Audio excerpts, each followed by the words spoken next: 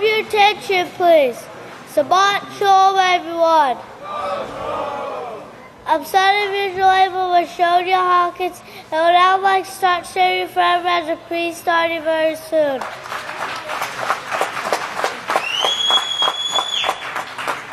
It's now time to our fire seats for Sabbath services.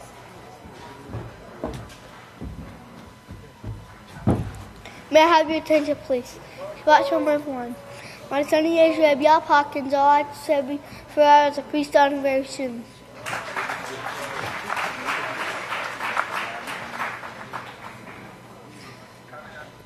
It's a privilege and an honor to present to you the sons and daughters of Yisrayl when I learn to the sanctuary.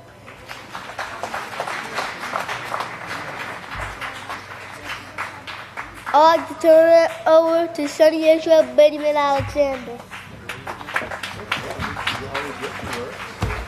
Shabbat Shalom, everyone. You may be seated.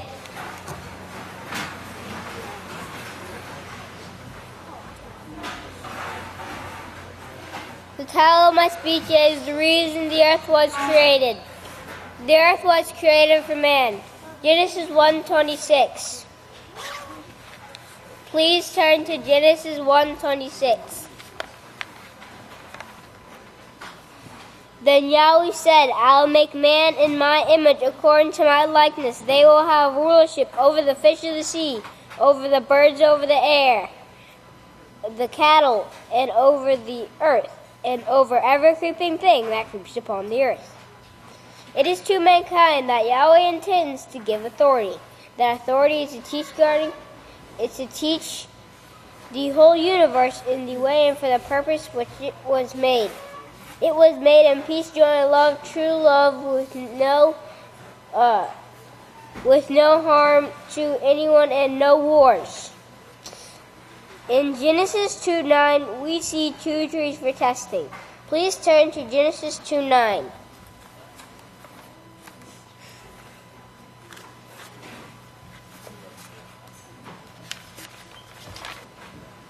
And out of the ground Yahweh made every tree grow that is planted to the sight and desirable for food. The tree of life was in the midst of the garden, and the tree of knowledge of righteousness and evil was in the midst also.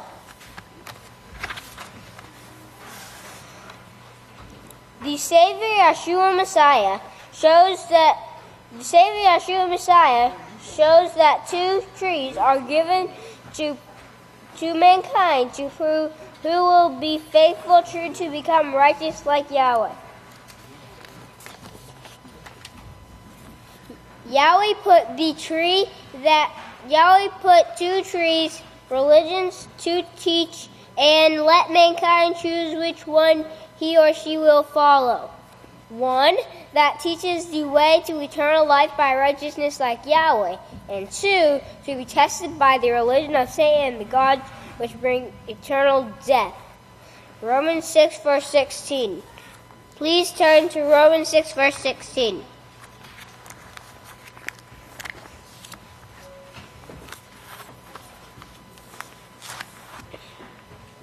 Do you not know that to whom you yielded yourselves as servants to obey his servants, you are whom to obey, whether of sin which leads to death or of obedience which leads to righteousness?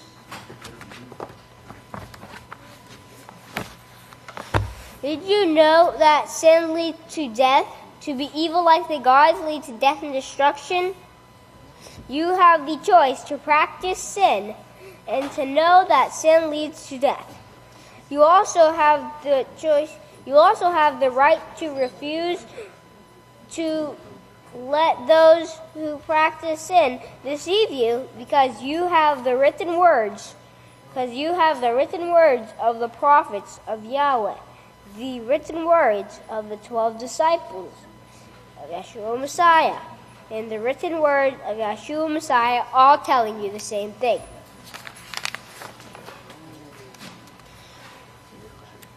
Please turn to Deuteronomy 30, verse 19.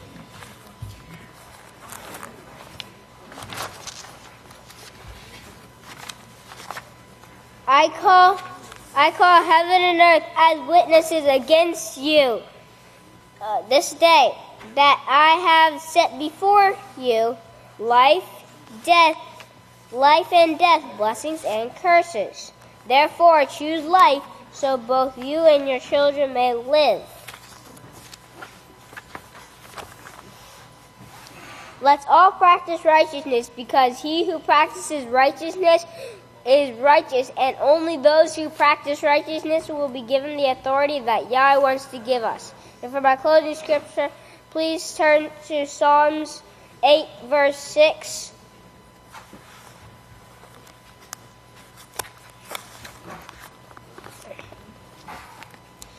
You made man to be the ruler over the works of your hands. And may Yahweh bless your understanding.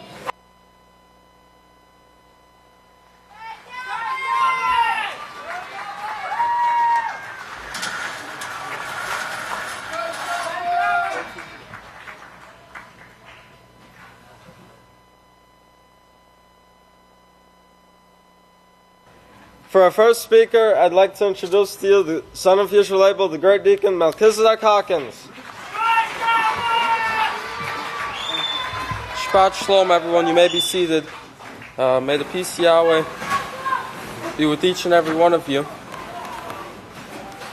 If we could turn over to the book of Mattithyah, chapter 24. Mattithyah chapter 24, it's found on page 752. For 6,000 years, Yahweh allowed mankind to go their own way, under the influence of Satan, and her gods. And what we're seeing right now taking place is going to be a very valuable lesson for generations to come. Okay? It's going to show what will take place without Yahweh and under Satan's influence. And you know, Pastor talked about this last week in his sermon. He said,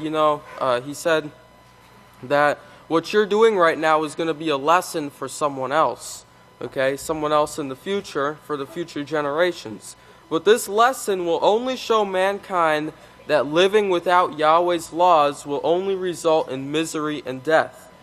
So if we could turn over to Mattithyah 24, and let's start off on verse 7.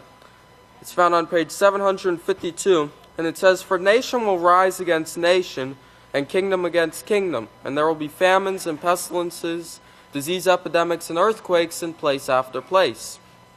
And if we look down to verse 12 here, and it says, "And because iniquity, which is the breaking of Yahweh's laws, will abound, the love of many will grow cold. But he who endures until the end, the same will be saved." Verse 14 says, "And this message of the kingdom of Yahweh will be preached to all the world by the one who bears witness to all nations, and then the end will come." So in Mattithyah 24, it shows us what would occur in this generation in these last days. It tells us about nations rising against nations and kingdom against kingdoms. It tells us about disease epidemics and earthquakes in place after place. It also tells us here about this love growing cold. And which you could see people's love growing cold, where people are willing to go into schools and shoot up schools, where people are willing to kill 125,000 babies, unborn babies a day, where we are willing to go into countries like Syria and Iraq and destroy and slaughter thousands of civilians, innocent people, and leave their cities looking like landfills. Okay? Now right here is just a few of the many examples that show this love growing cold at this time in this generation, and notice it was prophesied in advance. Now, if you remember in the services last week, Pastor talked about he said that the greatest law is not found in the Ten Commandments, and Yahshua had told us about this greatest law, what this greatest law was. He said that it was to love Yahweh with all of our heart, with all of our soul, and with all of our might, and to also love our neighbor as ourselves. Now, how do we love Yahweh? We love Yahweh, of course, by keeping His laws. Okay, and we love, and the second one he said was like it was to love our neighbor as ourselves. Okay, and he said it was that these laws are so great that the laws and the prophets hang on these two things. So this should show us how important it is to love our neighbor as ourselves and to love Yahweh with all of our heart, with all of our soul, and with all of our might. Okay? Now in the lying and betrayal sermons, Pastor talked about loving our neighbor as ourselves. And he said, would you be willing to give up your life for the person, for your neighbor? Okay? And this is something that we should ask ourselves. Would I be willing to give up my life for the person sitting in front of me, for the person sitting behind me, for the person sitting next to me? And this is the point that we should get to, where we would be willing to do this. Okay? Now, if you notice in verse 12 of Mattithyah 24, it says, "Why the love of many would grow cold.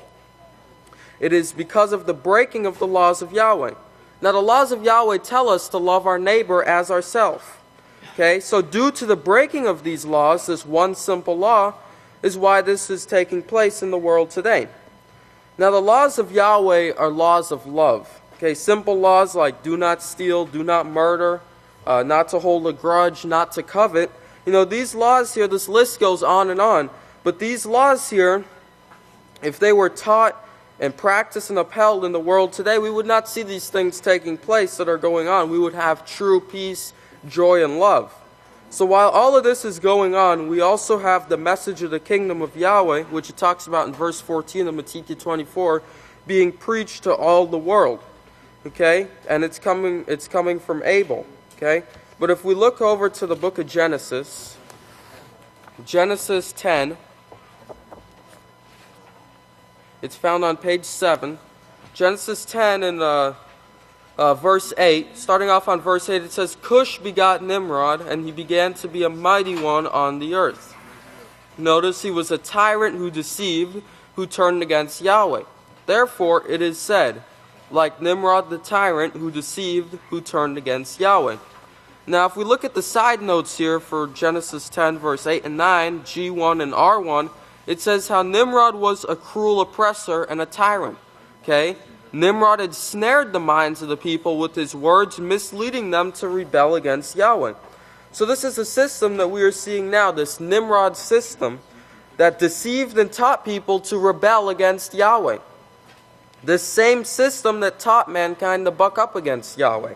Okay, the same attitude was in the people when they came to the prophet Samuyl and told him, we want a king to judge us. Okay?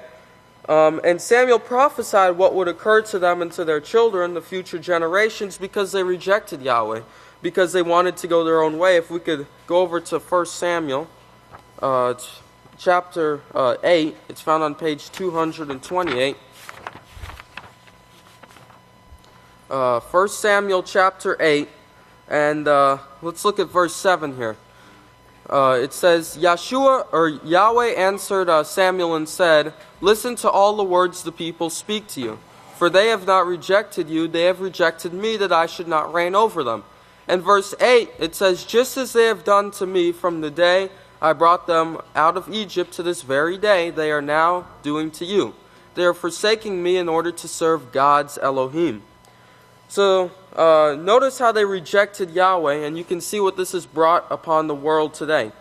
But soon we will see an end of man's governments and a start of Yahweh's governments.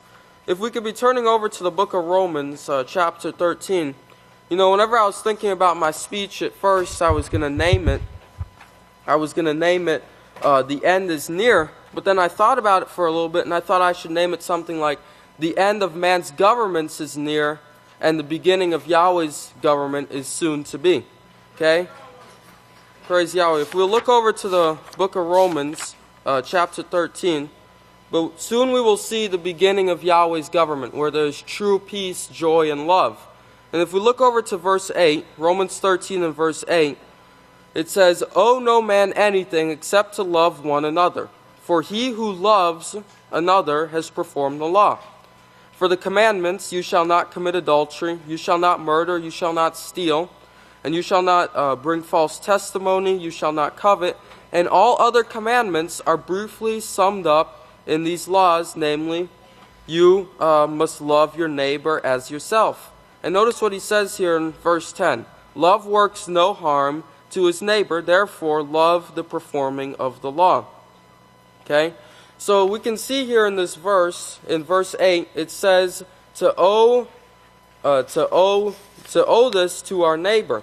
Okay, now that word owe, from dictionary.com, it means to be under obligation, to pay or repay, to be in debt to be in debt as to cause or as the cause or source of, and to have or bear a feeling or attitude towards something or someone.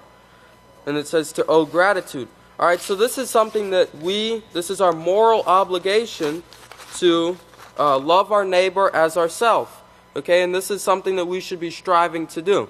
All right, so with that, that's all the time I have. If everyone will please stand, I'll turn it over to the next speaker, Great Deacon Anthothiyah. Shabbat Shalom, great saints. You may be seated. May the peace of Yahweh be with each and every one of you.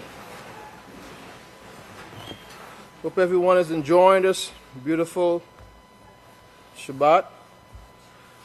You know, we see a lot of chaos taking place in the world today, and we're going to look at some of these things here sort of quickly.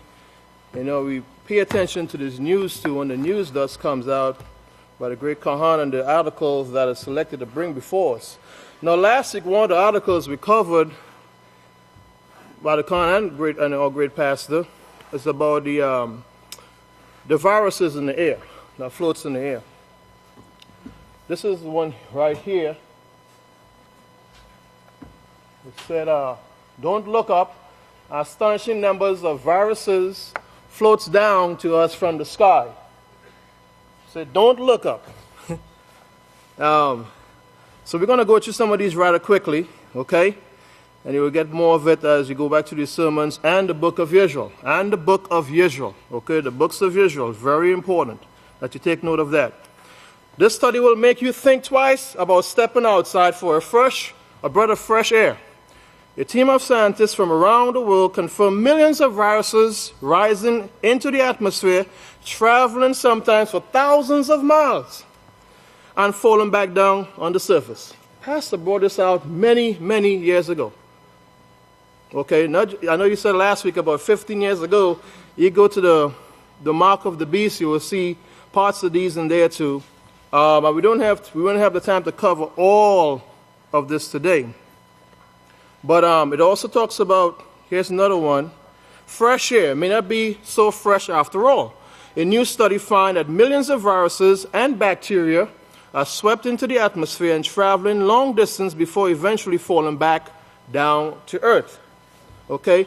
And every day, and you want to pay attention to this, every day more than 800 million viruses are deposited per square meter above the planetary boundary layers. That's 25 viruses for each person. And this is in Canada, which the population in Canada is about 37 million, I believe. People in Canada could correct me on that if I said it wrong. Okay? But think about that number for a minute. That's a lot of viruses that's being deposited back and forth. They say that bacteria and viruses are typically deposited back to it via rain and Sahara dust intrusion. However, the rain was less efficient removing viruses from the atmosphere. I'd study. Now, in the sixth book of Yisrayl, we're going to cover where a lot of these quotes were made by our great pastor. In the sixth book of Yisrayl, this is chapter 3, verse 49. This is a time period when death is going to increase really severely. I think that a nuclear bomb they are going to explode will have something to do with the bringing up debris from the earth that should have never been brought back up. That debris is going to be mixed in the atmosphere with what is really there. And what is really there? Over 8 million viruses and more. That's what it could account for at this point. It's going to be brought back up and distributed throughout the world. This was in 2006. Praise Yahweh for the wind currents that we have seen before, because they have protected Texas. You know, this protection, we are in a place of protection. You know, if you leave this place of protection, there's no guarantee on what's going to occur. Well, sorry, I take that back. It is guaranteed what's going to take place. So we are in the protected place. So far from much of the airborne contamination included the mad cow disease. This is going back again to this. This is the 15th book of Yisrayl now. Chapter 2, verse 5. And please, you can write these down. But from the time you started breathing the first breath of air, you start taking in what you were breathing. There are articles. They couldn't get it for me this morning. This is Pastor's words here. But maybe next week. But we was talking about the depleted uranium that was all over Iraq now. It doesn't hurt the oil, but it's all over Iraq. And it's not staying in Iraq now. Remember the wind currents. The wind currents. It moves these things through and through, back and forth all the time. Okay, you have to remember these things. Again, he pointed out here that Yahweh is protecting this group here in Abilene, Texas. So we are in the protected place. Okay? There's a lot to think about here in this article I was mentioned that our great pastor and overseer have brought to us. And we have the ability, brothers and sisters, the title here is Yahweh's prophecy always come to pass, okay? Yahweh's word of his teacher always come to pass. It doesn't have to come to pass tomorrow or the next day, but it always come to pass. And we must believe in the prophecy and the laws and the prophecy that our great pastor set aside by Yahweh to bring and teach us in these last days. Now, this is the third book of Israel. Who knows when the third book of Israel was written? Quickly. No one? 2004. Okay. Europe. They talk about a great pestilence in 1492. What took place? The Spanish Inquisition. Okay. I'm not just paraphrasing this for the sake of time. This is the third book of Israel, chapter 7, verse 26. And you can read these things. The third book of Israel, chapter 7, verse 26. These things are traveling 2 miles a day now. It was traveling. Families fled, leaving sick relatives to fend for themselves. Law and order was barely existent, and essential services collapsed. Doctors could not do nothing. Get this in your mind. Because they still cannot do anything to stop this disease. This is Yisrael, our great pastor right here, writings, okay? They are still helpless when it comes to these diseases. They're still helpless. This was in 2004. Continuing. This is the 9th book of Yisrael, part 2, chapter 26, verse 33. Hearing these words and all the information pops up there for us. And that's what we should be doing. If we take the time during the week, when we do have the time and the spare time, and like Pastor been encouraging us, look up these words. Bacteria, viruses, get ourselves, as the news come out every week, I guarantee you something comes out in the news that you could take from that and put that word in the book, in the word in Israel said program, and you will get a lot of information there. Okay, so please keep these things in mind because there's a lot of information that's in this subject right here. Let's move on. I want to go to one here that I need to get in. It's the 7th book of Israel, part 1. Yahweh made each one of you, each one in his own order and his own species, and he put a barrier there to keep them from crossing and from mutating with one another. Now mankind has destroyed that barrier. Mankind has destroyed that barrier. So he's got a pile of bugs here that are capable of killing mankind.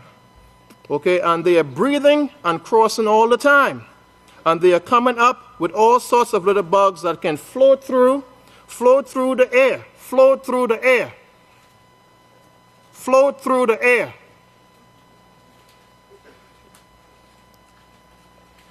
Which this may have been the way this girl got it, and he was talking about a situation here with someone that got this virus. All these viruses are in the atmosphere. Now, time will enable me to go through all the information here on the books of Yisrael, but But I could guarantee you every word in that article, our great pastor and seer had covered it in the books of Yisrayl. And that proves that Yahweh give us the warning ahead of time in preparing us. And the things that we may think is not, we don't take important, is not serious, we need to take the instructions, we need to take the caution, listen and follow and obey all instructions, because Yahweh is inspiring Yahshua to inspire our pastor. Okay? So praise Yahweh. If you all please stand, may Yahweh bless your understanding. At this time, I turn over to the great Kohan Benjamin Krause Hawkins. Shabbat Shalom, great saints of Yahweh. May the peace of Yahweh be with each and every one of you. You may be seated. All right, we're going to have to go at a fire speed here. Last time I was here, we were talking about this sun god and the Super Sunday that was fixing to take place. Here's the headline on Drudge when Pastor was speaking a couple Sabbaths ago, and he talked about, he said, today's 11/17. And he said, this new calendar, we're going to be turning this system around.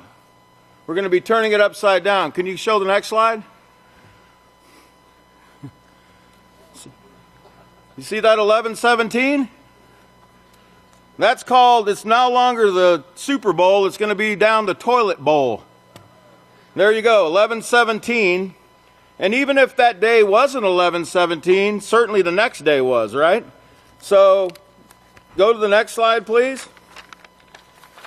We're going to be continuing to expose this man of sin in the midst of tribulation. And I think these messages are being speeded up because we don't have much time. Okay, now, we've got the new calendar online. You know, the first thing you see on that write-up is we've got to get their names out of our mouths. In other words, you know, don't give honor to these gods. Remember Psalm 16:4. God on lips, you know, 666. We've got to get these gods out of our mouth. Can I have my next slide?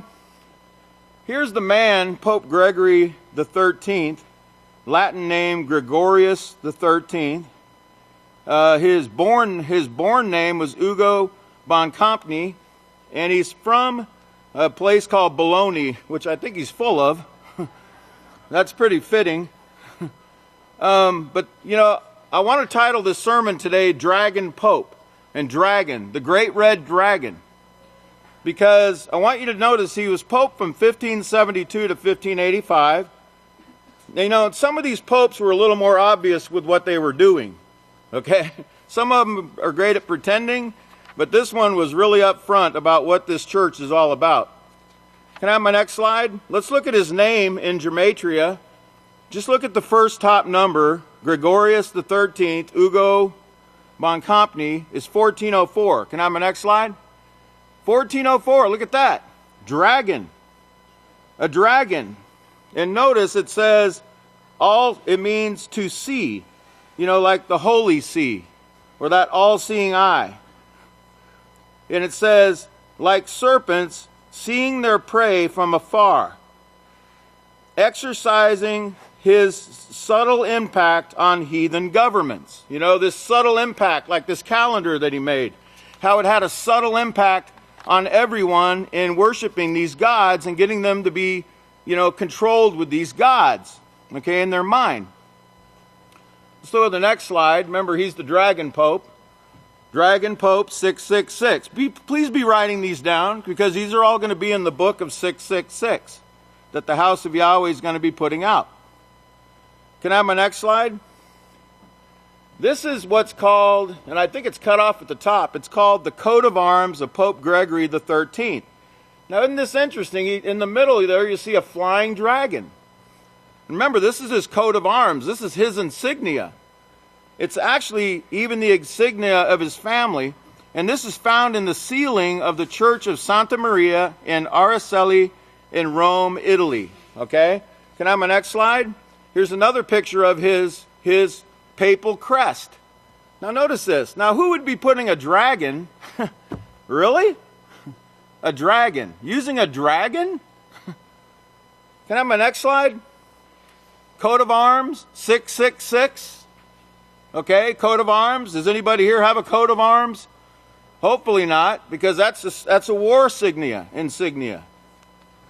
Can Can I have my next slide? Here's another picture in the Vatican. This is what's in a monument honoring Pope Gregory the 13th. Notice the red dragon, again, in the center. Can I have my next slide? There you go. It's got his Latin name written around that circle, and it's got the dragon in the middle. Remember, this is all about the one that made the calendar, that commissioned this Gregorian calendar. Next slide. Here's the tomb of Gregory the 13th, complete with a dragon at the base. Next slide.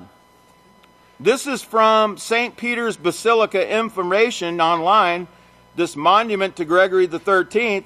It says, this monument represents the Pope giving his blessing on top of an urn bearing a relief showing the promulgation of the Gregorian calendar in 1582, when October 4th was followed by October 15th. Remember, he knocked off 10 days off the calendar.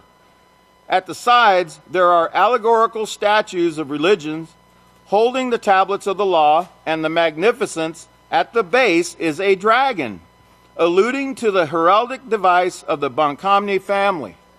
That was their family crest as well, okay? And notice to the right there, a red dragon. This is on their website. This is a Vatican website.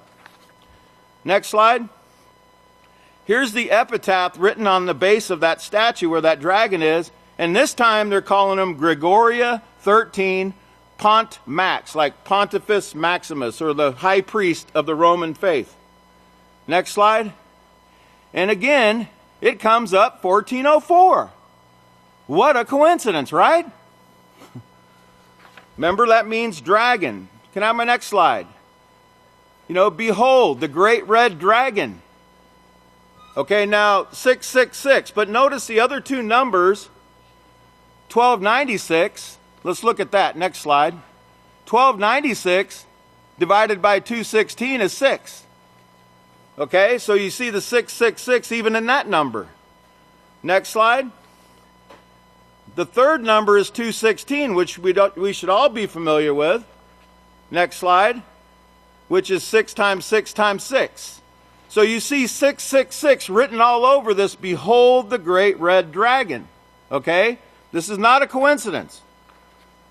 Next slide, please. Switch gears a little bit. Did you notice the other day we had the 18th school shooting in 2018? Did that click in your mind?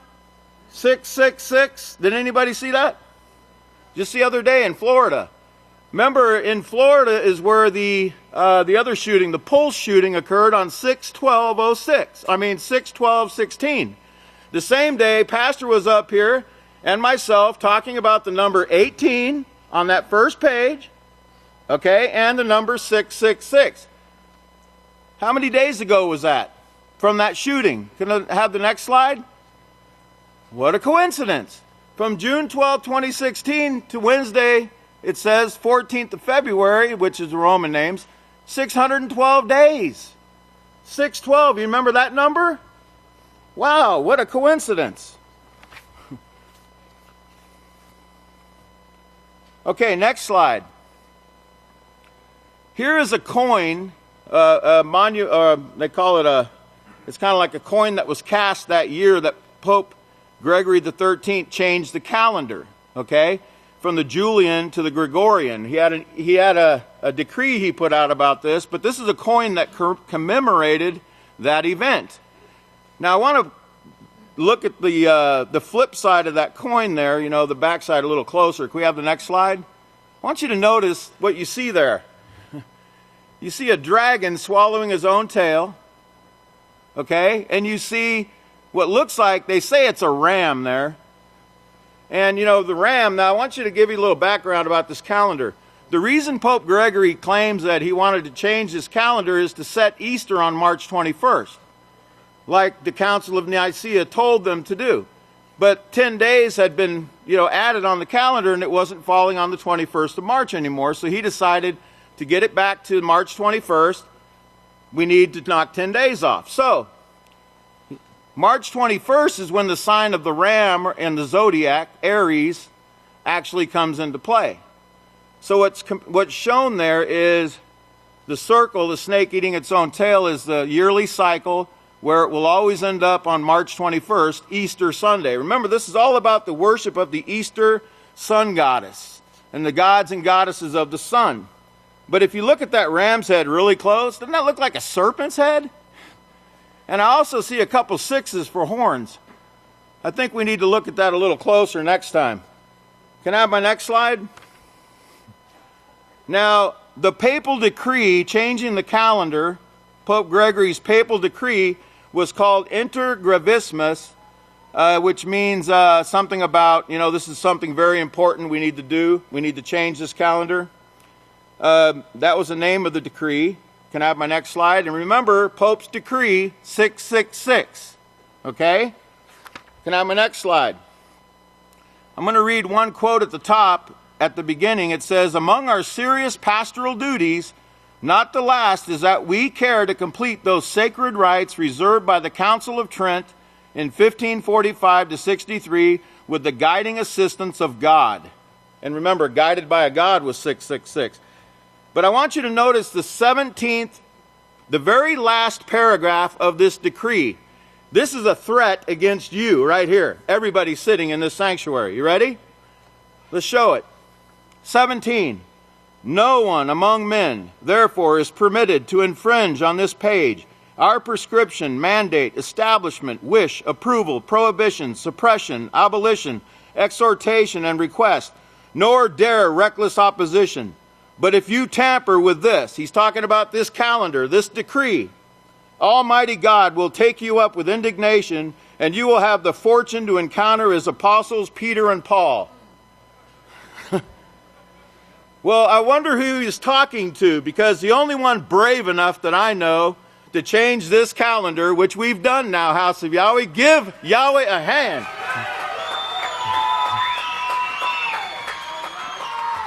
Can I have my next slide, please? Here's the gematria. There's only one number you can use because the other ones were way too big. 3712, that's the gematria of this threat that he made. Can I have my next slide? Look at that. All right? Because the branch and the donkeys, right, are the ones to do this work and change this decree. Are you scared? Next slide. 3712 in the Greek, it's the word fathom, and it's from 3713, and it means to stretch oneself, reach after, long for, covet after, and desire. Because we desire righteousness, right, House of Yahweh?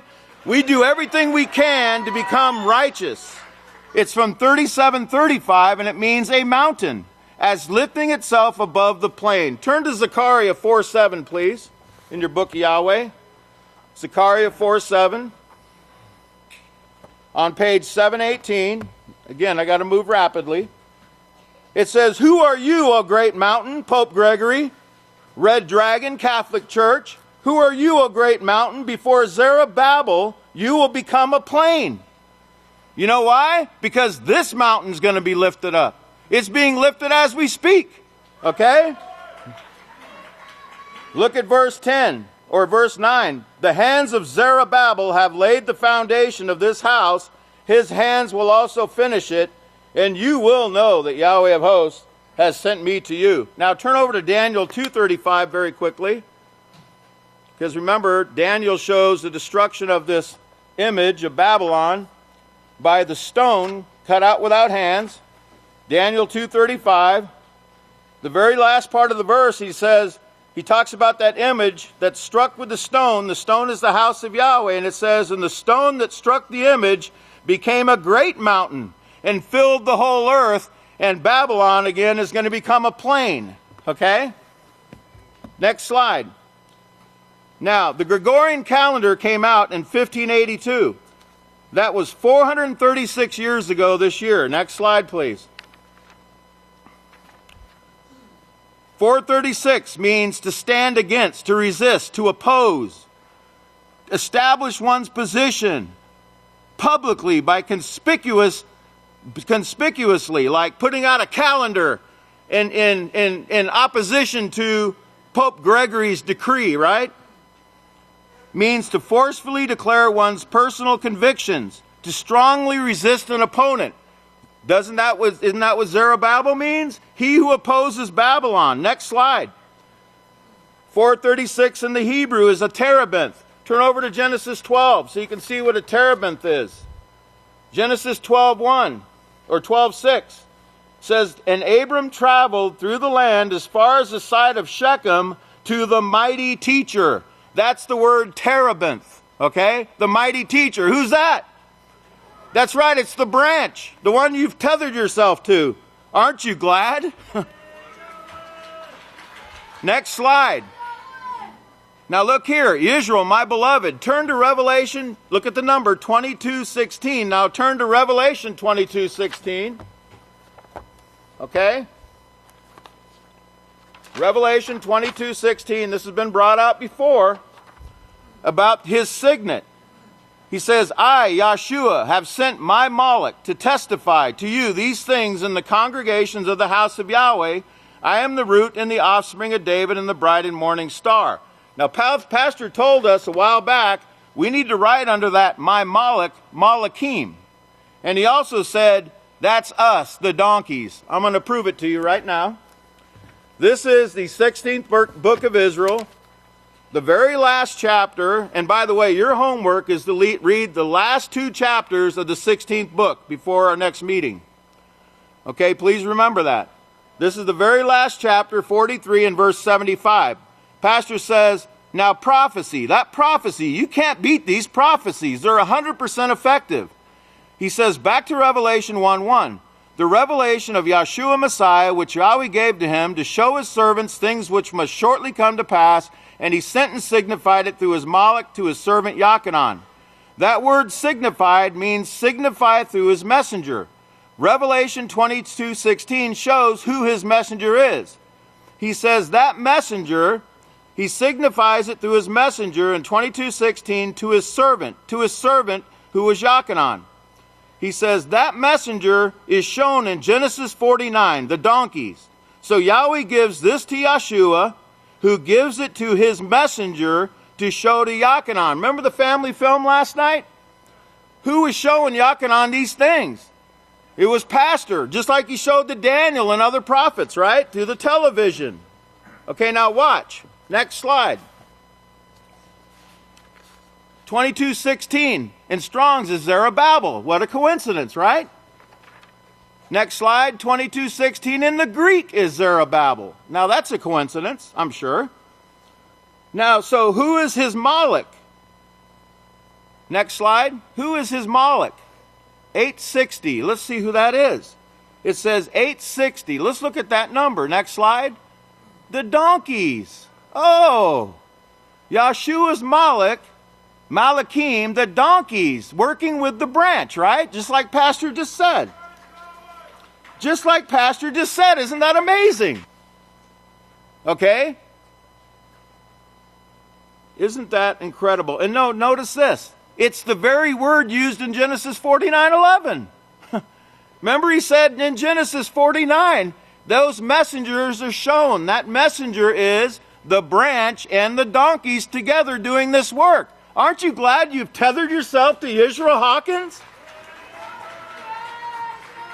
But there's a little more than that. Check this out. Go to the next slide. In the Greek, it means fastening, joining. It's from 680, and it means to attach oneself to fasten oneself to adhere to cling to. And it's from 681, and it means to fasten to set on fire. Remember, Yahshua led up this 7th work, and we're working together with Yahshua. Yahshua gave this message to Pastor, the branch, and his donkeys to get this work done, and we're doing that work, right, House of Yahweh? So, there you go. Don't believe the news hype. You better look up, because your redemption is drawing near, House of Yahweh. Aren't you glad you're behind the branch? Stay behind the branch. Okay, stay behind them. We're going to win, House of Yahweh. And with that, if you'd all please stand, it is my great honor and opportunity to present to you another great donkey in Yahweh's house, the great Kohan Shaul Hawkins. Praise Yahweh. Shabbat Shalom, brothers and sisters. You may be seated. We need to keep moving this morning.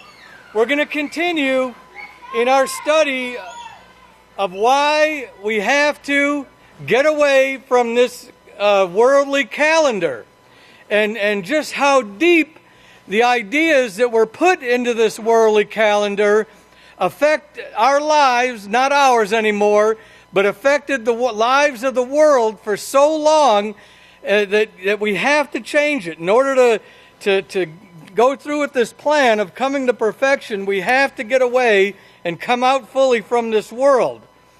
Now, the whole point of this worldly or Roman calendar was to get the people to organize and live their lives around being evil like the gods. Just like Genesis 3 shows, be evil like the gods. You will surely not die. To get the people to sin and to serve as reminders, month after month, week after week, to worship the gods. This is the whole point of it. It's all surrounding this. And these gods, these little cute stories that they try to come up with under this mythology, which are, the worthless gods, they have no power. They cannot create. They've got no power to save. They can't give a person salvation. But the stories go that these gods were in control of everything. Every aspect of life, of agriculture, we'll see. Family life, commerce. And what does commerce in the world eventually lead to? War and fighting. Turn over to Yaakov, because this is what it's all about, war. Yaakov 4 says in verse 1, what causes wars and fighting among you? Is it not from your lusts that battle in your members? And this was the purpose of the gods, to put this lust in the minds of the people, to lust after things that Yahweh forbid because they bring harm to yourself and others in the environment. And that's all we've seen come forth from the gods and from the calendar of the gods is harm. Nothing but harm, no benefit to anyone. You lust and do not have. You murder and covet, but cannot obtain. Remember, ever searching for peace, but never finding it. And you ask, but do not receive, because you ask with wrong purposes. Yes, we teach ask. That's one of the primary principles of the peaceful solution, is to ask. But that doesn't mean if you ask for wrong things, you're going to get them. And certainly not from Yahweh. Now, the world says, go and grab it. That's why when they asked and didn't get, they went to war, to steal it, to beat down the people and to take their possessions as their own. You adulterers and adulteresses. This is another thing that this calendar promotes. Do you not know that the friendship of the world is enmity with Yahweh? Therefore, whoever will be a friend of the world is, notice, the enemy of Yahweh. And I don't think any of us here want to be counted as the enemy of Yahweh. He says, do you think that the Scriptures teach in vain that the Spirit that dwells in us lusts to envy? And so much greater is the mercy that He gives. That is why He says, Yahweh resists the proud. Well, the gods were the proud that lifted themselves up over their fellow man or fellow woman. They lifted themselves up and sought to dominate, but gives mercy to the humble. And Yahweh plans on giving a lot more to the humble. The humble are going to inherit the earth, as Genesis 1:26 shows. But turn over to Genesis 4. In Genesis 4, we see, they thought they had control over agriculture and that they had control over war. They think they have such control over war. Remember, Henry Kissinger just recently said that a well-conducted nuclear war, can accomplish our goals. I'm paraphrasing his words. I guess nuclear war done right, it will work. They think they can control it, but they're not in control at all. Notice in verse 12, when you work the soil It shall no longer yield its strength to you. They weakened it. Remember, they fed the soil with what? Blood, bloodshed, and anger and hatred. You shall be a fugitive, and you will be ever searching for peace on the earth. In verse 14, there will be continual war, vengeance, and retaliation. Look over to verse 17, chapter 3, 17. Look at the last part here. Because they went the ways of the gods, cursed will be the ground for your sake, or because of your ways. In toil you shall eat from it, but thorns and thistles it shall bring forth for you, and you'll eat the herb of the field. In the sweat of your face you shall eat bread until you return to the ground, for out of it you were taken, dust you were, and to dust you shall return. So how proud can dust get? I guess you can kick up quite a dust storm, but, really, there's nothing left, when that breath of life is taken that we saw last week, there's nothing left but dust. And unless there's righteousness recorded in those molecules, in that dust, in that bone. But the gods were never in control. Yahweh is the only one in control. Yahweh is the only source of power. Yahweh is the creator. But the goal of the gods was to turn man against the creator. Now, it wasn't the gods that were going to do the controlling here. It's the Catholic Church that Cain started, that Nimrod perfected an education system for. And it was continued on through to the Romans.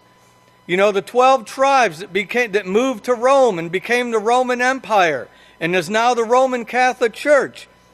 I want to read you some quotes. This is from the book Unveiling Satan, but it's from page 261 here in the interview with Malachi Martin. And they're talking about the Pope and the competition for world dominion. He says, well, that real dominion over men and women is not with bombs and planes. That helps, he says, that helps. Sure it does. But real dominion is when I possess your will and supply you with the concepts by which you live, the teachings of the gods. And they captured this through the calendar of recording the days and setting the days in advance that would come, and what they would look forward to, and what they would do, and how their lives would be led, and how they would be just like they were in Egypt, enslaved to make their little bit of money, and then go to the stores and be filled with lust to buy. And we'll get to this in the scriptures here, because this is exactly what the Catholic Church is all about. It is about who will hold and wield the power of authority and control over each one as individuals and over all of us together as a community, the entire population of the earth. There is no way it can be reversed or called off. No, it's going to continue until nuclear war. Our way of life as individuals and as citizens of the nations, our families, our jobs, our trade and commerce and money, our education systems and religions and our cultures, even the badges of national identity, which most of us have taken for granted, all have been powerfully and radically altered forever. No one is exempted from its effects. No sector of our lives remains untouched. This was the goal of the gods, to bring the people under control just like they did, and keeping them away from righteousness just like they did in Egypt with Moshe. Now, Yahweh's calendar has another purpose. If you'll turn over to Exodus 5. Exodus 5. Remember, Moshe was sent by Yahweh to go to Pharaoh and say, let my people go. Because they just wanted to wander around, and they were tired of living in Egypt. They wanted to wander around the desert for 40 years, right? Just take a little trip and see where they ended up. No. He says in verse 1, afterward Moshe and Aaron went to Pharaoh and said, this is what Yahweh Almighty, the father of Israel, says, "Let my people go so they may hold a feast to me in the wilderness." This is the purpose of Yahweh's calendar, is to set the appointments with Yahweh so that we can meet with Yahweh. He can teach us of His laws, and we can learn them and come to complete, perfect righteousness so that He can fulfill what He wrote there in Genesis 1:26. This is the purpose of the calendar of Yahweh. When you look at the calendar of the gods, do you see any of that?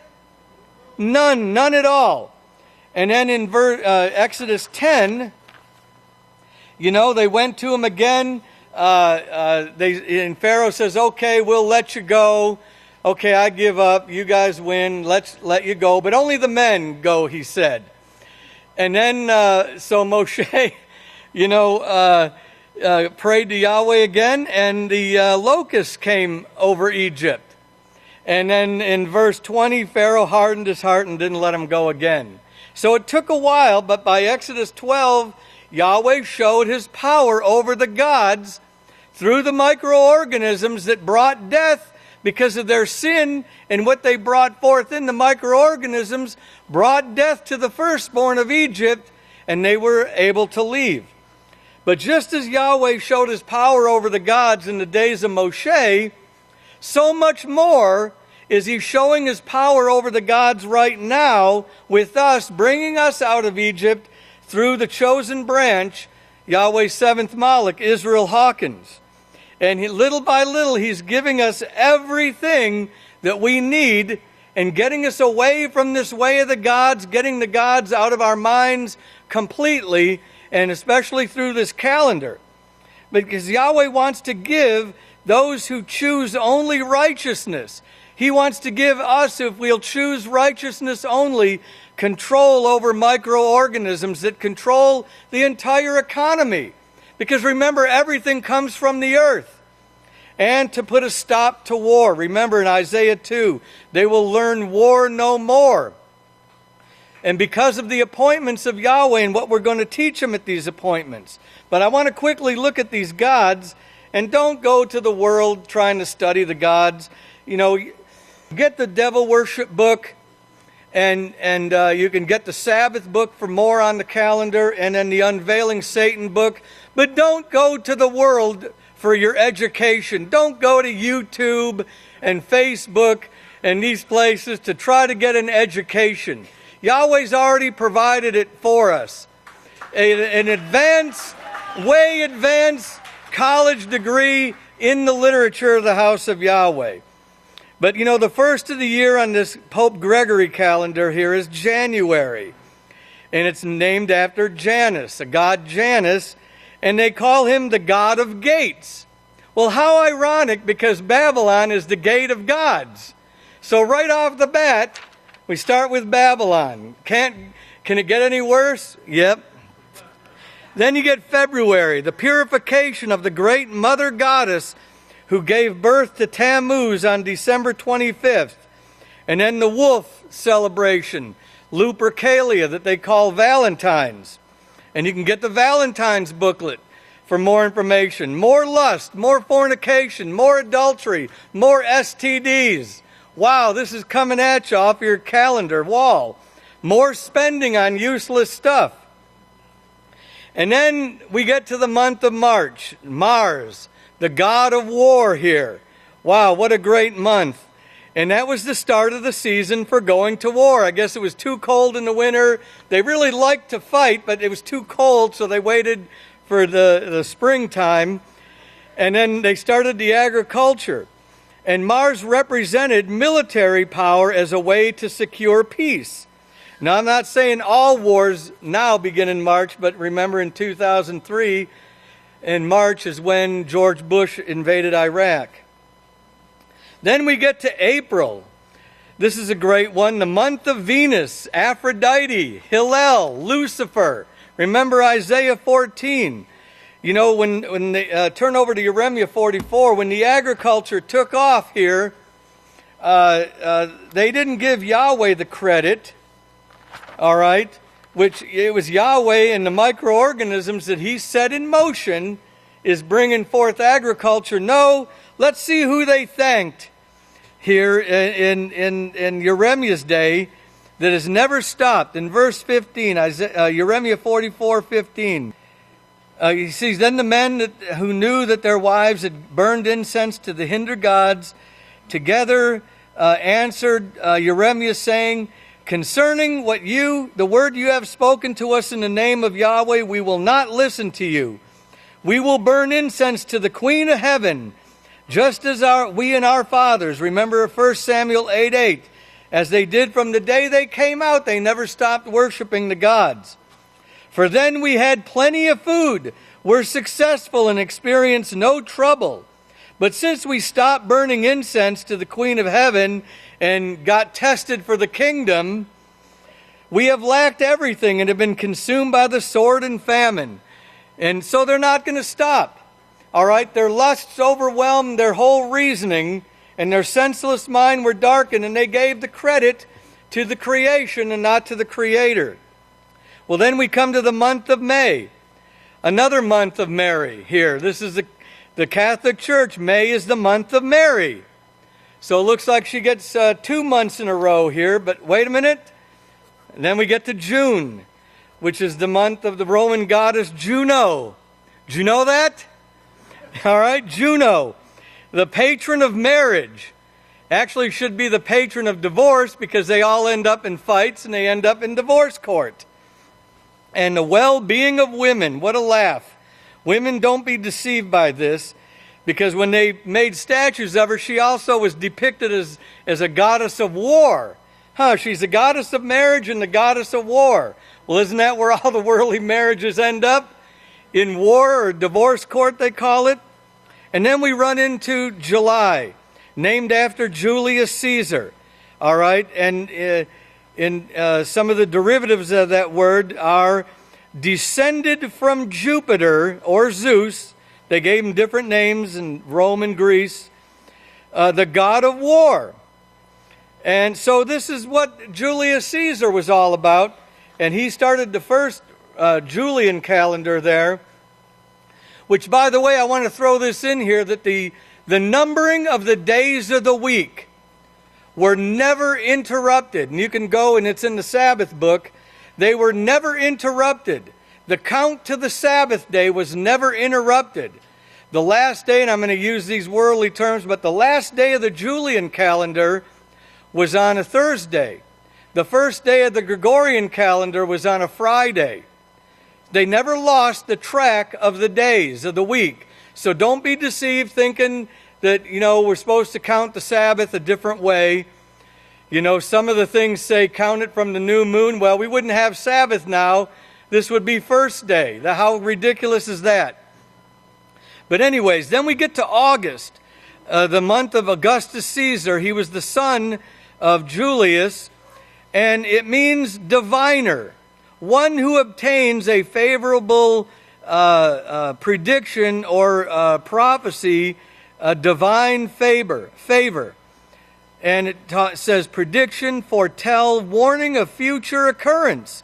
And Yahweh predicted this entire system and told what would occur from beginning to end. Turn over to Zecharyah 28. And he told why the control. And he said to Satan, behold, you are wiser than Daniyl. In Zecharyah 28 verse 3, there is no secret they can hide from you. But with your wisdom and your understanding, you've gained riches for yourself. By your great wisdom and your trading, you have increased your riches, and your heart is lifted up because of your riches. And then we see in verse 13, you were in Eden, the garden of Yahweh, and every precious stone. You were the guardian cherub in verse 14. And I married you on the holy mountain, and you walked up and down in the midst. You were perfect until iniquity was found in you. By the multitude of your merchandise, they have filled the midst of you with violence, war. Remember, this is where war comes from. And your heart was lifted up because of your beauty and the iniquity of her trading. And we know that, and it also means lawsuit. This August and the diviner. relates to lawsuit, accusation, strife. And this is going to bring about nuclear war. But remember, Satan is the accuser of the believers. And what she said even about Job there that Pastor brought out last week, about accusing Job, oh, you're just protecting him. And he's not truly reverencing you. But in 18:9, he says, the kings of the earth, Revelation 18:9, who have committed fornication and lived luxurious with her, will wail over her, standing afar off, for in 1 hour your judgment has come, and the merchants of the earth will weep and mourn, for no one buys their merchandise anymore because they're dead, and all their merchandise goes to waste. And verse 17, for in 1 hour such great riches came to nothing. All right? And this is what this lust is going to result in. The lust for stealing and cheating and iniquity in the trading, and bringing about this war that will darken the sun and moon. And then we have September comes next, called the Harvest Month, and this is where these harvest festivals, thanking the gods, again, thinking that the gods provided these things, the growth, the crops, and so on, and where the modern day Thanksgiving came from. It started that, and as we saw in Jeremiah 44, they attributed the success to the Queen of Heaven, denying Yahweh, as Romans says. And then we get to October, the month of Halloween. All the dead gods. They couldn't have enough days. They couldn't expand the calendar because there was a god for every day. So they said, well, let's do it all in one day. And worship of the dead. And put Isaiah 65:4 in your notes, that they ate the sacrifices to the dead. And then November. This is the month, again, of the harvest, the fertility gods of the harvest, the modern Thanksgiving, and remember that was in the summer, but they wept for Tammuz, and Yeketskiah says, even in my house I've seen this, the women weeping for Tammuz, this god that was born again in the next month of December here, the birthday of the sun god and the descent of the gods, because these gods supposedly dropped down from heaven and came down and became little babies and grew up and brought salvation, this infant Savior that they worship here during this month, which, if you'll read the Christmas booklet, has nothing to do with the birth of the Savior. It has everything to do with the iniquity of their trading here that's going to bring about war. Because the Catholic Church is trying to take the dominion over every individual to extract the wealth, and then they plan on trying to destroy the world, and they're going to come out on top. Remember the three-way competition, and the Vatican is 100% sure they got it from Mary herself, so it's got to be right? That they're going to come out on top. Well, then we get to the days of the week here. Now, if you'll notice, in Genesis 1, gives you the names of the days of the week. It's real hard. You might, let me see. First day, second day, third day, fourth day, fifth day, sixth day, and the seventh day is the Sabbath. All right? Now, what they did the same thing similar to the months, and they call it the planetary week.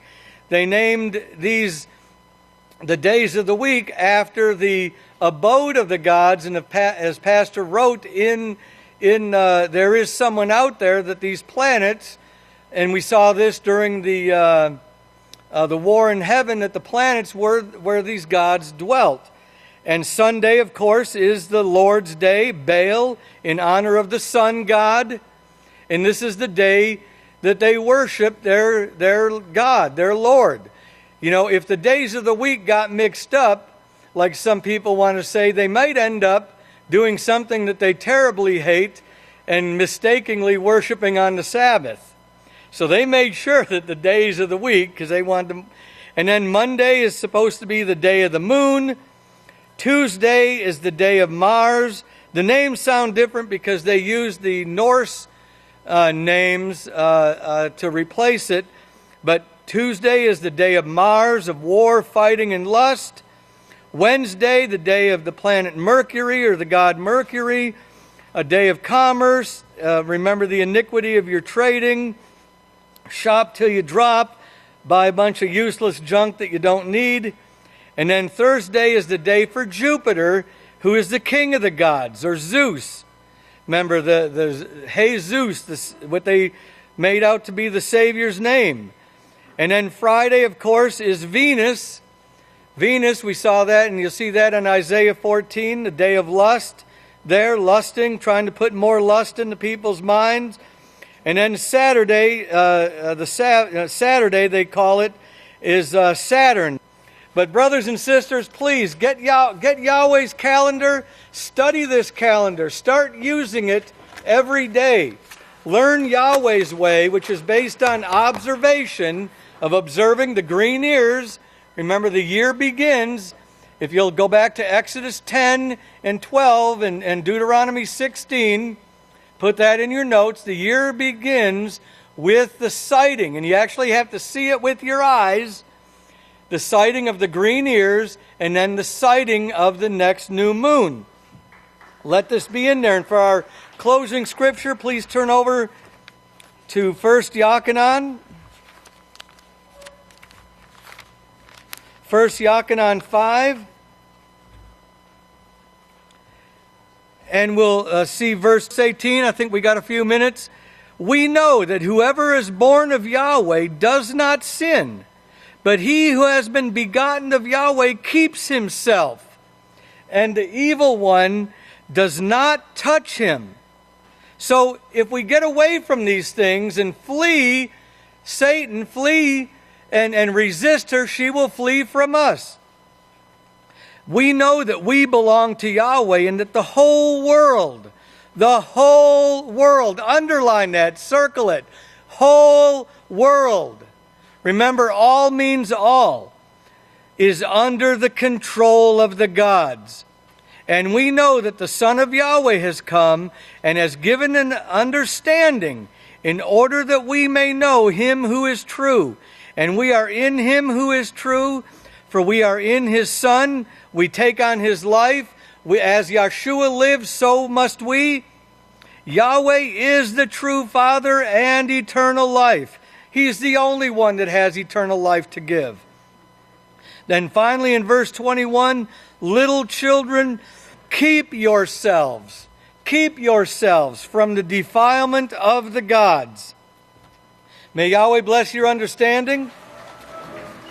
And if everyone will please stand, I now have the honor and privilege to turn the services over to the great Kohan Yehuda Hawkins.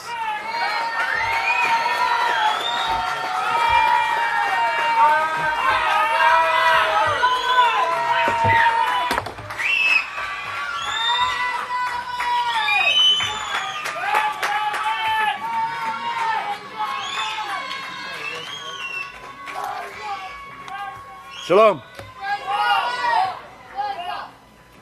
Please be seated.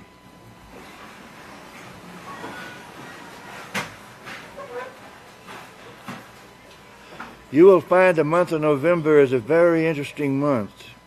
I don't know what they harvest, but I can tell you this. In the old Roman church and in the Orthodox churches, it's called the month of the Holy Souls. They worship those gods for 30 days on that month. And Halloween is the day before. Hallow Eve, the day before the month of the Holy Souls. And I have books that'll show it. It's not a lie. They're books, not even any other. Please take your book of Yahweh and turn to Revelation 1:11 on page 971. We are going to go through a couple of things because this is very important. Revelation 1:11. Revelation 1:11 in 971 in your book of Yahweh, where it says, saying, I am the Aleph and Tav, the first and the last. And what you say write in a book and send it to the 7 congregations of the house of Yahweh, to Ephesus, to Smyrna, and to Pergamos, and to Thyatira, and to Sardis, and to Philadelphia, and to Laodicea. If that was one person, boy, he was doing a lot of driving, I know that. But anyway, the word right that is written in Revelation 1:11 is translated from the Hebrew word safar. This word is listed on pages 184 through 193 of Volume 8 of the Dictionary of Classical Hebrew by David Kleins, which shows this word means book, writing, art of writing, document of Yahweh's count, and a document of Yahweh's record.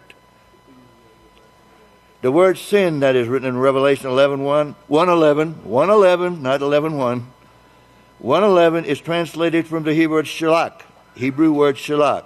This word is listed on pages 372 through 390 of Volume 8 of the Dictionary of Classical Hebrew by David Kleins, and pages 1389 and 1390 through 1391 of a Hebrew and Chaldee lexicon to the Old Testament by Julius Wirtz, shows this word means be sent, commissioned of a person, be sent to convey a message, Yahweh sent, Yahweh's word, Yahweh's commission, truth, peace, to set, turn one person against another, a habitation or house forsaken by its inhabitants.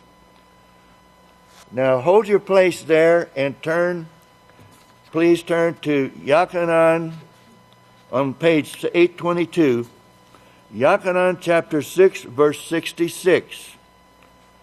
This scripture right here, Revelation 11:1, has an Atbash code in it, and Aleph Tau, and if the deacon will get it focused in for you, right there.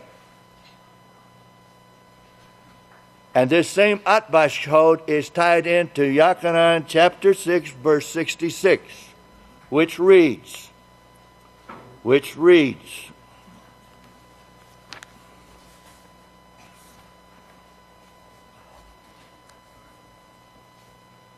it says, at this many of his disciples turned away and no longer walked with him.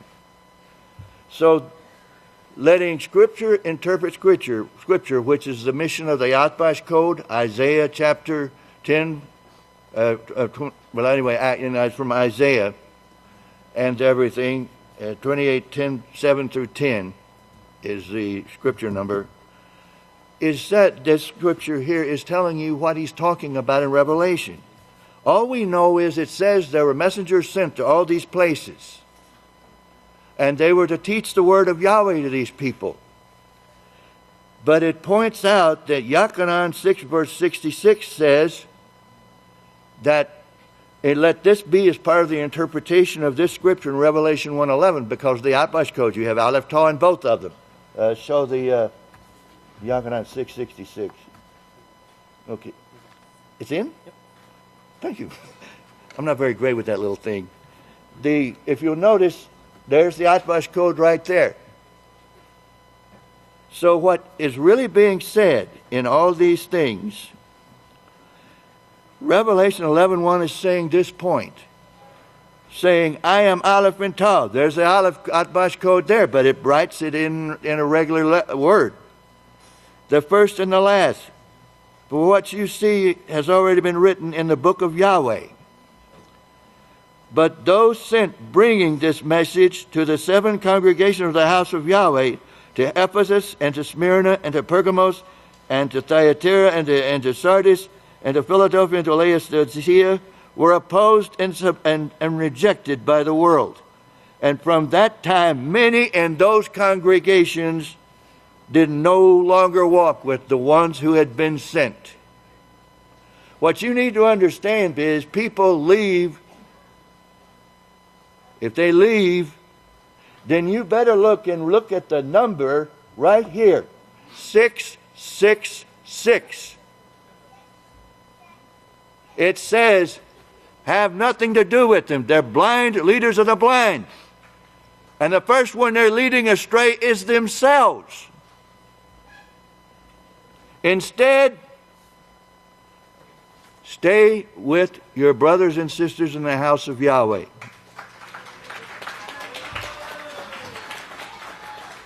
And the number one thing is what I heard Love keeping the law. The law says love your neighbors yourself. And that means don't walk away with those who do.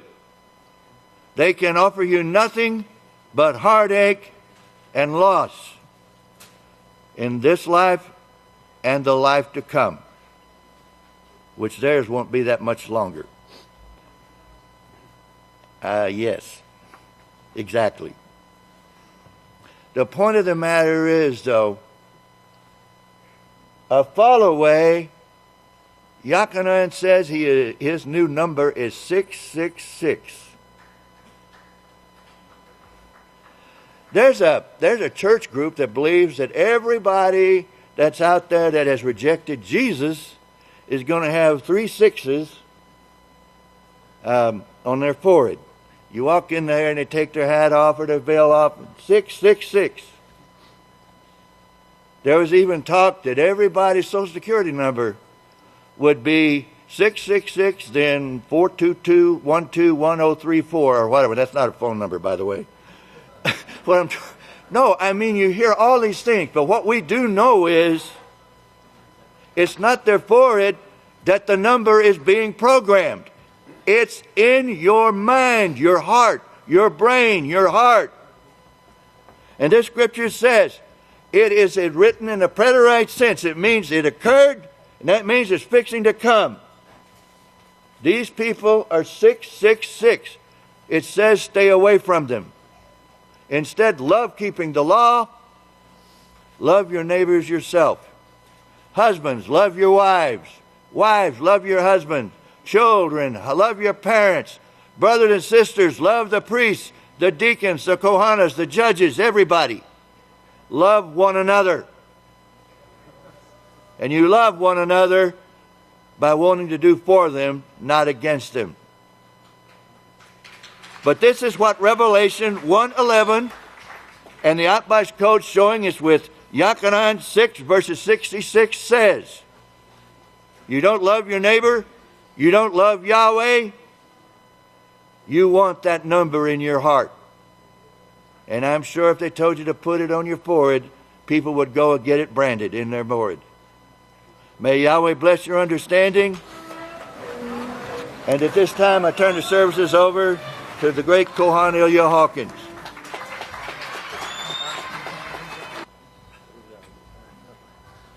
Shabbat Shalom, everyone. You may be seated. I want to read you something very quickly to get this into your mind before we watch the news today. And this is out of the Mark of the Beast, Volume 2, page 287.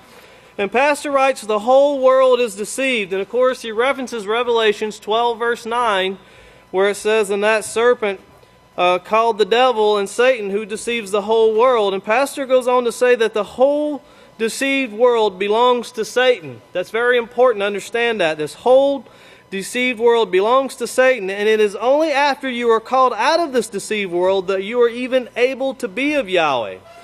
Before you were called, before any of us were called, as the rest of this world, deceived and not knowing you are deceived, if one is deceived and not called, he does not or she does not even have the opportunity to receive salvation. That deceived person does not know Yahweh, nor is he known of Yahweh. So it's very important to remember that and never forget 1 Kepha 4:17, for judgment must begin at the house of Yahweh. This last week, once again, and I know there's conspiracy theorists out there that will tell you that there's no such thing as school shootings, it's all fake. But yes, that tree is very evil, and surely you will die, and the love of many has grown cold, as Mattithyah 24:12 says, and Daniyl 12:10 says, the wicked will do wickedly, and they won't understand. But I want you to watch in the news that this tragedy, 17 lives lost, but I want you to pay close attention to everybody on the news literally saying, I guess once again, we'll come together, we'll say a prayer, we'll give our thoughts, we'll hug each other, we'll go away until it occurs again. And until it occurs again. And until it occurs again. And then I want you to listen to Congressman Jim Himes. I'm not going to say what he says, but I will tell you there's some language in here. But they ask him, what's going to be done about it? And he gives the most honest answer I've ever heard from a politician. Pay close attention, you won't miss it. But watch the frustration of everybody saying, what's the answer? What's the answer? Of course, they don't have an answer. The answer comes forth from Abel of the House of Yahweh, and the peaceful solution is the answer. And I also want you to think about this. For those people that may think that this is bogus, I want to share something briefly with you about what our missionary team goes through. While we've been teaching hundreds of thousands of students, traveling many different countries, talking to students about what's going on today, they know it to be real. They recently just went and taught in schools where every school had a suicide this year. So it is real that these things are taking place. It's not bogus. The tree is evil that's out there in this world. People are dying. It's a real consequence of sin. And then it shows the hatred, how the love of many have grown cold, where this man who was running away from the police, he was driving with a suspended license, and he eventually loses his life. But I want you to see how the love has grown cold even in that situation. And then, of course, Afghanistan. 1.7 million people have applied to show that they have been harmed in war crimes, crying out to the ICC, that's the international court. 1.7 million complaints being made to try to combat what's going on in their country. Then Benjamin Netanyahu, Prime Minister Netanyahu, remembered we brought a while back about how they were looking to indict him. Well, the police department has issued indictments. Now it's left up for the Attorney General to indict him. And if he is removed, there are many people waiting to take his place, one of them being Yair Lapid, who has said that he will put the two-state solution into effect, and we brought that. Now keep in mind, Benjamin Netanyahu says he didn't take bribes, he just took gifts. Now, only the House of Yahweh knows what that means. And then you get into Secretary Rex Tillerson. Remember last week, Turkey and Erdogan going to the Vatican. And remember when he left, it said they will speak with one voice. And remember how Turkey and the United States were combating each other. Well, after Erdogan's trip to the Vatican and now speaking with one voice, the United States has come out and says, now we can work together to combat Syria. Of course, because remember who rules over the kings of the earth. It's that serpent that sits on the 7 hills. Also notice, Secretary Tillerson says there is a peace plan and it's very advanced in its stages. And the President of the United States will soon tell what it is when he sees fit. And then also the latest nuclear strategy is called posturing, to where the United States is wanting to make nuclear bombs and classify them as conventional weapons. In other words, they can be used in any type of situation. Remember, they called them tactical. Now they're calling them conventional, but they're wanting to put them to use. So pay close attention, but before you do anything, remember, they're calling out to their gods. Their gods are not listening, but if they'll turn their foot from breaking the Sabbath and call it a delight and honor Yahweh, as Isaiah 59, 1 and 2 says, Yahweh would hear them. But hear the desperation and realize they're calling out to you. You are the ones they're calling out to for this help. Every seed of the one sent. If we could go ahead and play the news. Pay close attention. What you're about to see is Bible prophecy being fulfilled.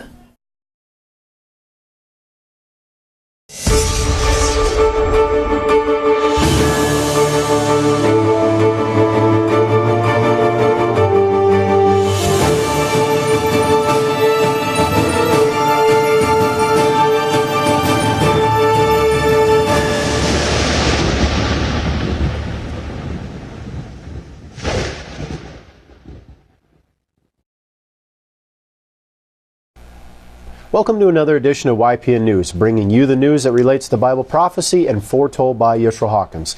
Well, another deadly school shooting dominating our news today. We'll have those details for you, as well as the Secretary of State Rex Tillerson meeting with Turkish President Erdogan. Also, Israeli Prime Minister Benjamin Netanyahu might be facing indictment charges. Well, these stories and more, but first, something that has sadly become all too familiar. 911 calls from a school under siege by a gunman. The school goes on lockdown. Children and teachers are terrorized, wounded, and murdered. Now, this time it was February 14th, St. Valentine's Day, and the place was Marjorie Stoneman Douglas High School in Parkland, Florida. The newest statistic in an all too familiar trend. That's right. This isn't an isolated incident. Just last month, on the 23rd, a student opens fire inside a crowded school atrium in a Kentucky high school. That shooting resulted in 2 students losing their lives and 14 others being injured. Now, back in December at a high school in Aztec, New Mexico, another student turned gunman shot and killed 2 of his classmates. And on November 4th of last year, a man fired 30 rounds into an elementary school in Tehama County, California. Now, none of the children died. However, police discovered the man had begun his killing spree earlier that day by murdering 5 people, including his wife, and injuring 10 others. That's sad. It's like a horror movie being shown over and over again, but each time with different victims. However, it's not make-believe. It is a reality that so many Americans are facing today. The Parkland shooting is the 18th time a gun has been brought and fired on a school campus so far in 2018. Well, according to Everytown for Gun Safety, last year at this time, that number was only 7. Not that that's a great number, but the rate at which these tragedies are taking place is 1 a week, but we see how that is rapidly climbing already. Well, let's look at the numbers. In 2013, there were 37 school shootings. The incidents then climbed to 58 in 2014 and 64 in 2015. Now, in 2016, however, the number of shootings went down to 48, but of course, hardly still acceptable number. Then last year ended with the highest number of shootings on campus at 65. Now, these violent acts are anything but normal. However, they are becoming, as you mentioned, all too common. Right, and that's just in the schools, not to take into consideration what takes place in the neighborhood amongst school students. Well, in 1997, Missy Jenkins Smith was shot and paralyzed at her school in West Paducah, Kentucky. She is now a counselor at a nearby school, and she worries that today's children view school shootings as normal. At the time it occurred to her back in 1997, it was normal, not at all. It wasn't considered normal. Now, she told reporters, it's scary how normal it is. So we've seen just in a mere, 21 years, how it's gone from something that was totally shocking to the majority of the nation. Now it's become almost literally an every week thing. That's right. Well, as a sign of the times we're living in, more schools are now preparing their students for gun violence. While only 19 states require active shooter drills, 2/3 of the schools districts in the country report conducting those drills. Now, many feel it has improved student opportunities at survival, especially those who have experienced the violence firsthand and live to tell about it. But drills will not change the fact that school shootings are highly unpredictable as to where and when they will take place next. No school or government official can truly assure the safety of our children because they have no sound solutions to the problems. Now, that being said, many are crying out for actions. We have heard it said many times, especially after the Sandy Hook Elementary School shooting, where 20 children and 6 teachers lost their lives in 2012. Now, many journalists are using their platform of the media to call lawmakers and citizens alike to take action. RT's Ed Schultz weighed in on this most recent tragedy with these pointed words. When are we going to do something different? Just anything different. Well, he suggested implementing online homeschooling supported by government funds as a form of defense for families, saying, I do believe that school shootings in this country and mass shootings will rethink society when it comes to education. I think something has to happen. Democrat Congressman Jim Himes from Connecticut slammed his own body of lawmakers on CNN in the wake of the Parkland shooting. When he was asked what they would do in the aftermath of this latest tragedy, Himes said, the pattern will be perfectly predictable. There will be a moment of silence, people will wish everybody thoughts and prayers, sympathy for the victims, and then the Congress of the United States will do absolutely nothing. While Himes believes the government has power to potentially reduce these acts of violence, he told CNN Wolf's Blitzer in an answer to the question what has been done so far, Himes said, quote, The honest answer to that question is not a damn thing. This institution is not going to move. A very powerful statement for a man on the inside, seeing that absolutely nothing's being done to prevent these problems. Right. Well, another journalist, Don Lemon of CNN Tonight, made the point that while showing compassion by our government leaders through sending thoughts and prayers is important, it is not fixing the problem. He focused on the Sutherland Springs massacre, in which 26 people were killed and 20 more injured at the First Baptist Church. Well, Mr. Lemon said about the victims, these God-fearing Christians were in church. They were already praying. Thoughts and prayers did not stop an oversight from the justice system, which enabled a guy to attack his stepson and assaulted his wife from getting a gun. Thoughts and prayers did not stop a troubled person from buying assault-grade weapons that took the lives of 26 people in an instant. Lemon continued, how many more times are we going to have to do this? Mourn with people we don't know, but meet under the most horrific circumstances. Well, he concluded by encouraging reform among government leaders, saying, our leaders should be leading, not following, and not afraid to be honest with their constituents, even when it's unpopular.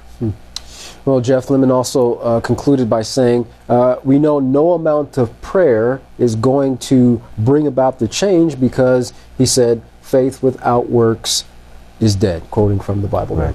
And the thoughts and prayers comment, he's quoting a lot of the leaders that when these tragedies come out, they say, our thoughts and prayers are with these people and our thoughts and prayers are with them. And he's absolutely right. There has to be the action, because thoughts and prayers aren't going to change anything. That's right.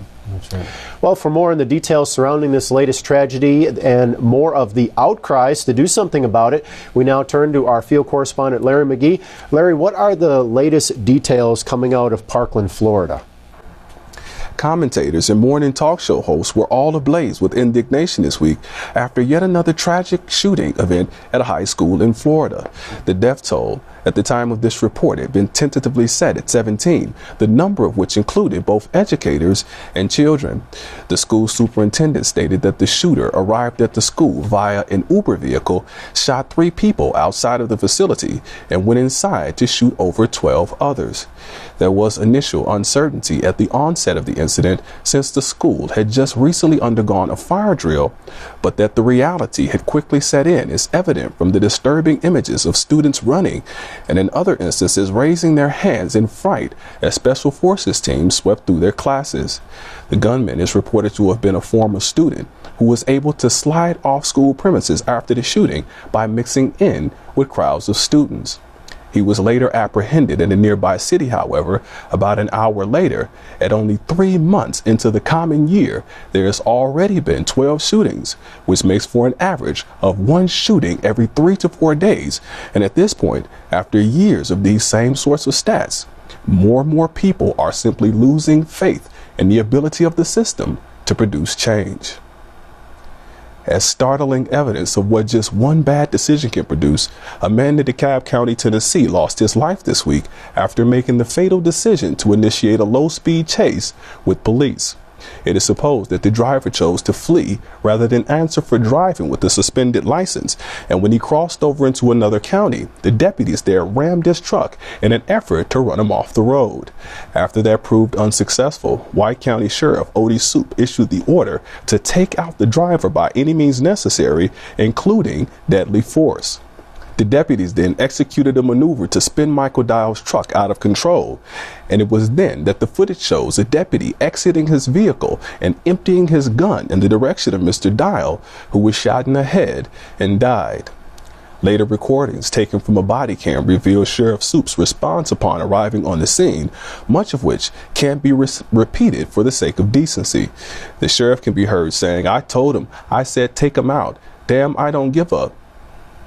4-letter word, and the foul, callous, and insensitive language concerning the incident and Mr. Dial's death didn't improve any from there.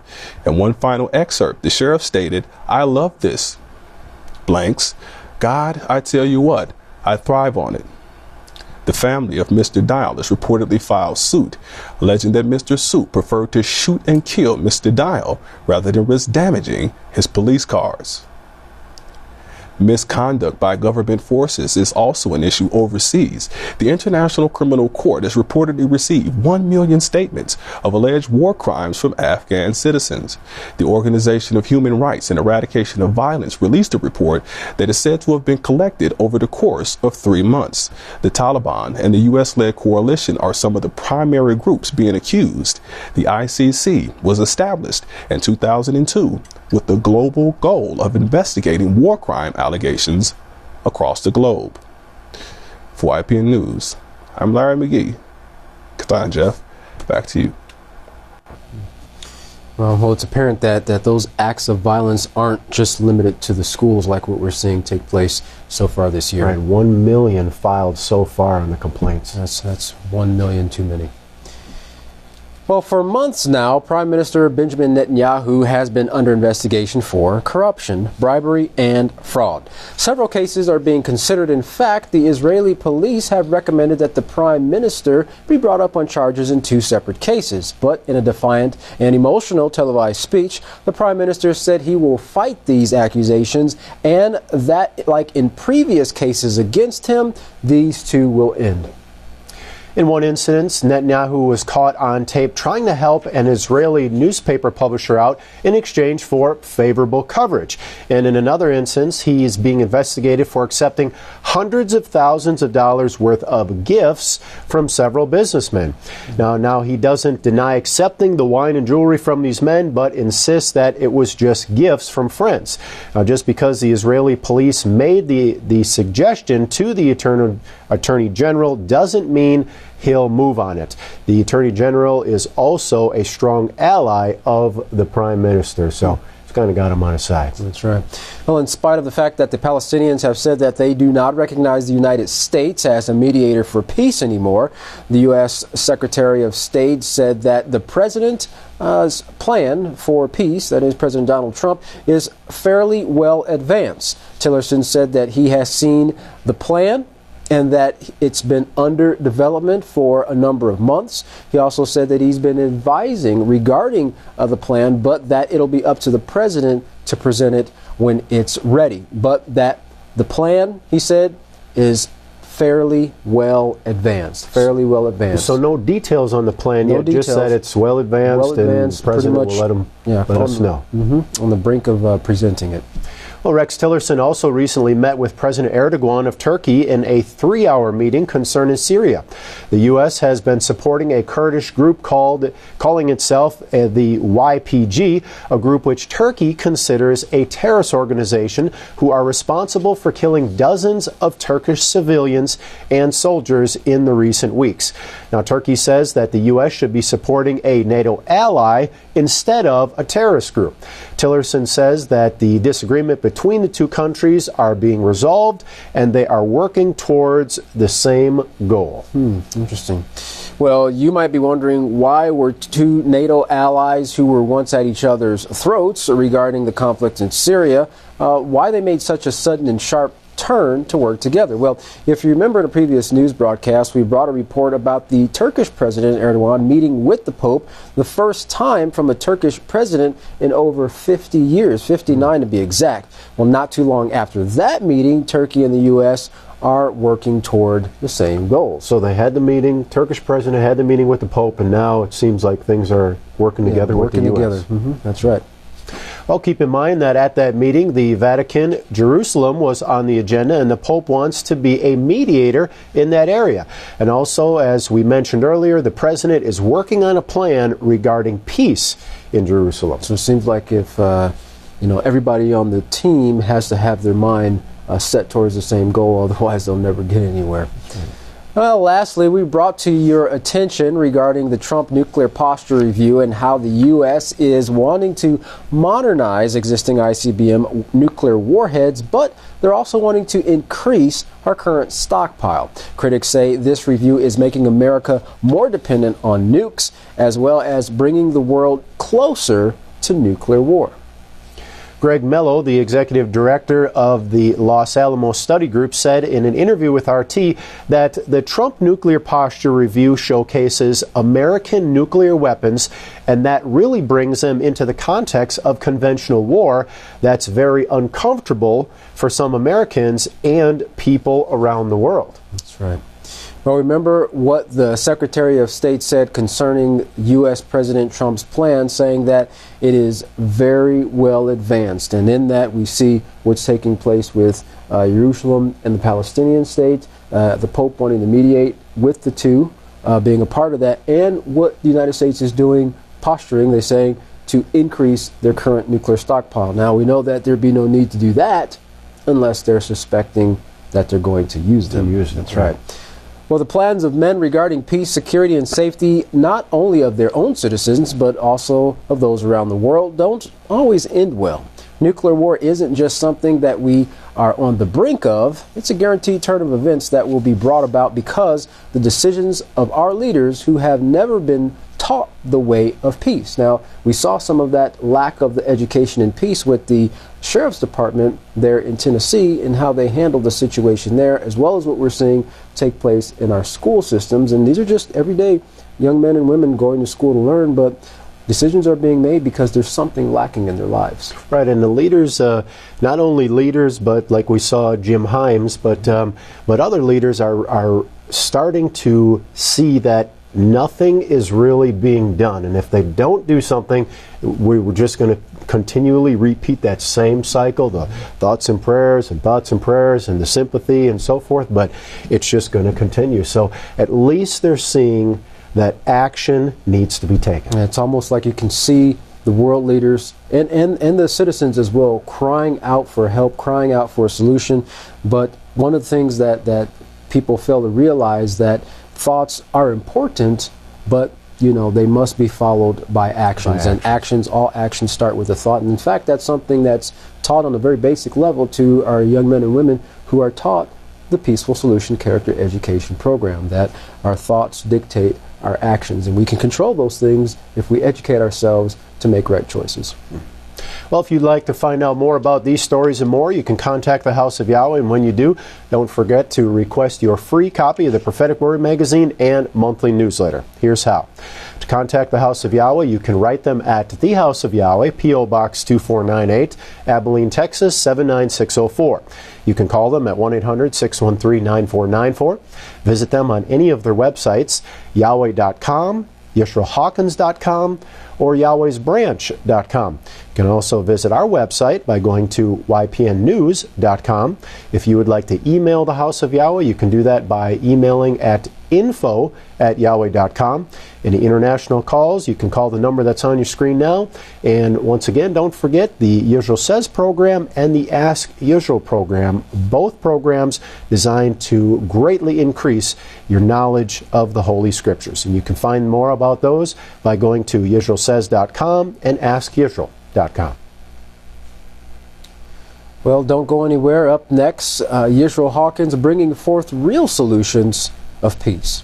From all of us here at YPN News, I'm Katan Alexander. And I'm Jeffrey Heimerman. Thank you for watching.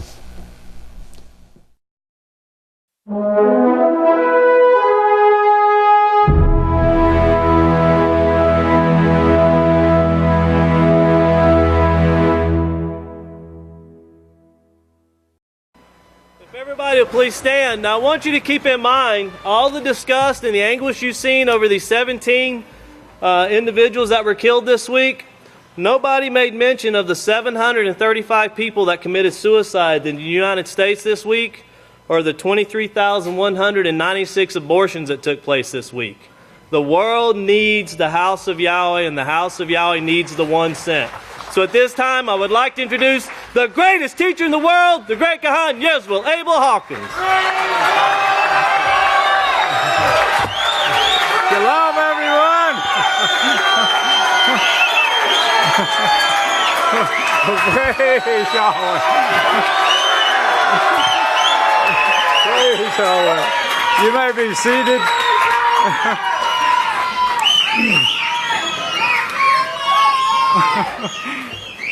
Isn't it strange that the world is exactly like Yahweh said it would be in this generation? Quite a coincidence, huh?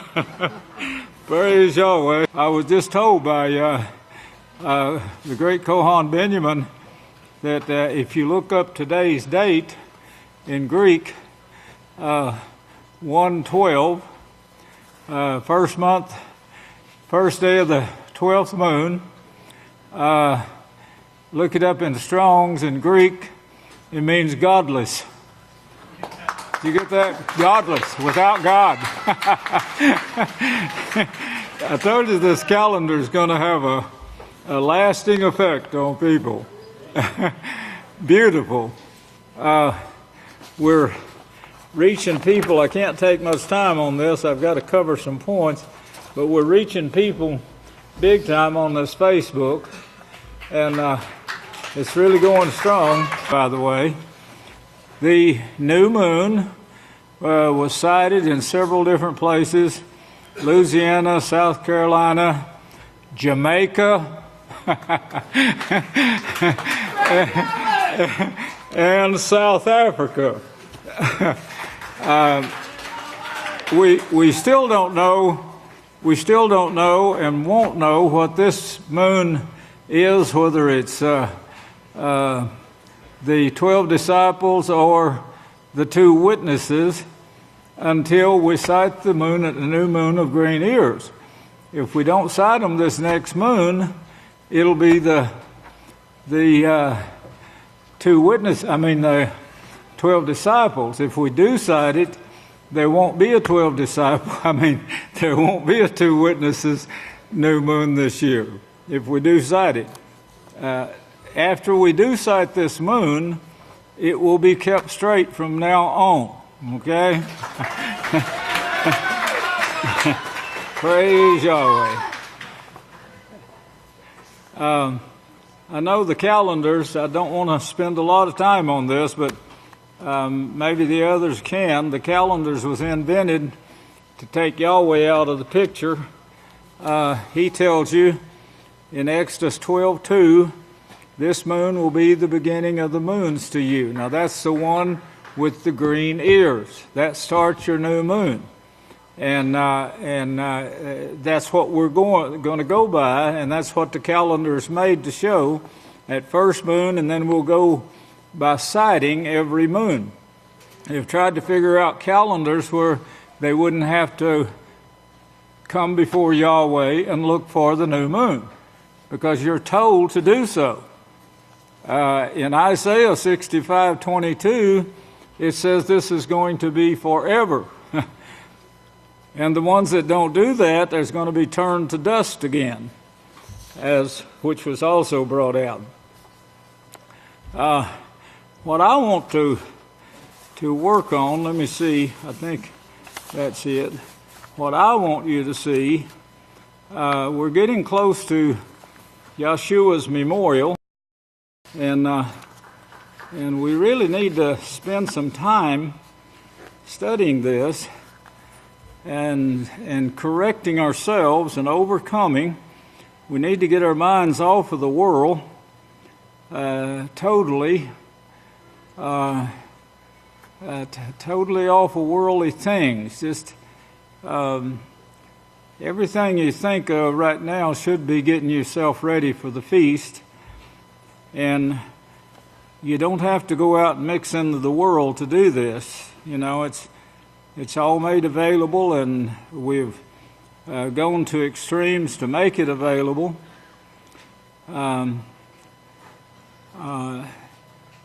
These, of all things, I guess, most difficult in our lives today, especially today,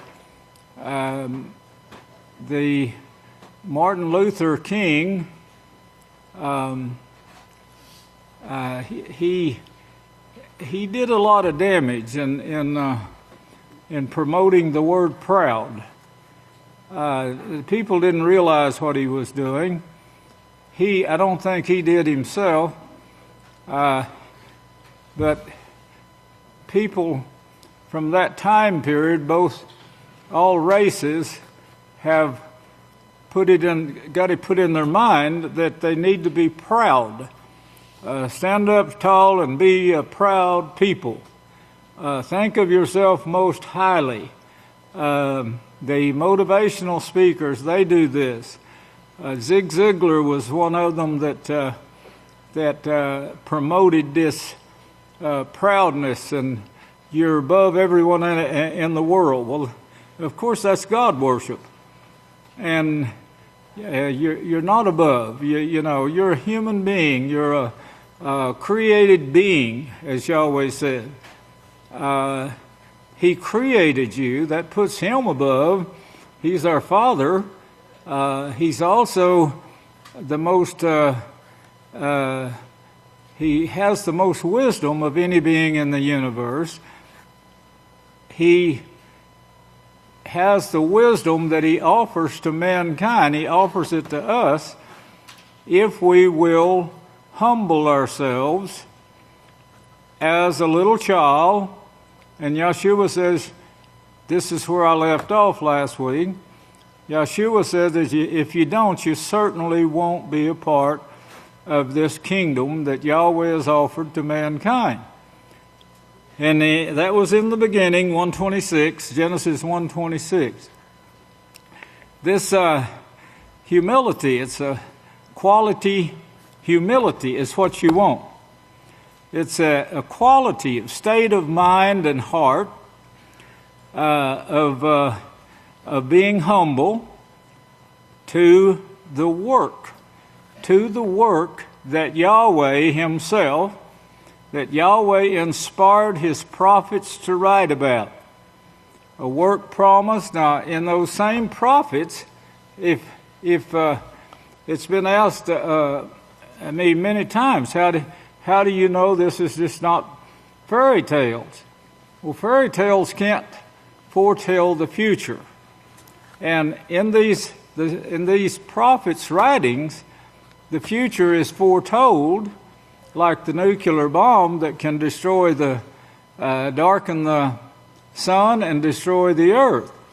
You know, to be in this generation, not just a generation somewhere down the line, but even so, that would still foretell it. But he actually specifies the generation where you would have this nuclear bomb that can darken the sun.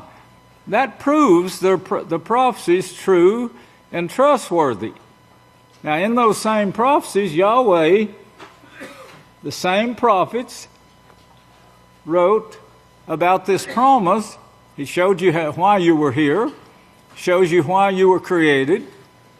Why should we not believe it after seeing the bombs that was prophesied in the days of Deuteronomy,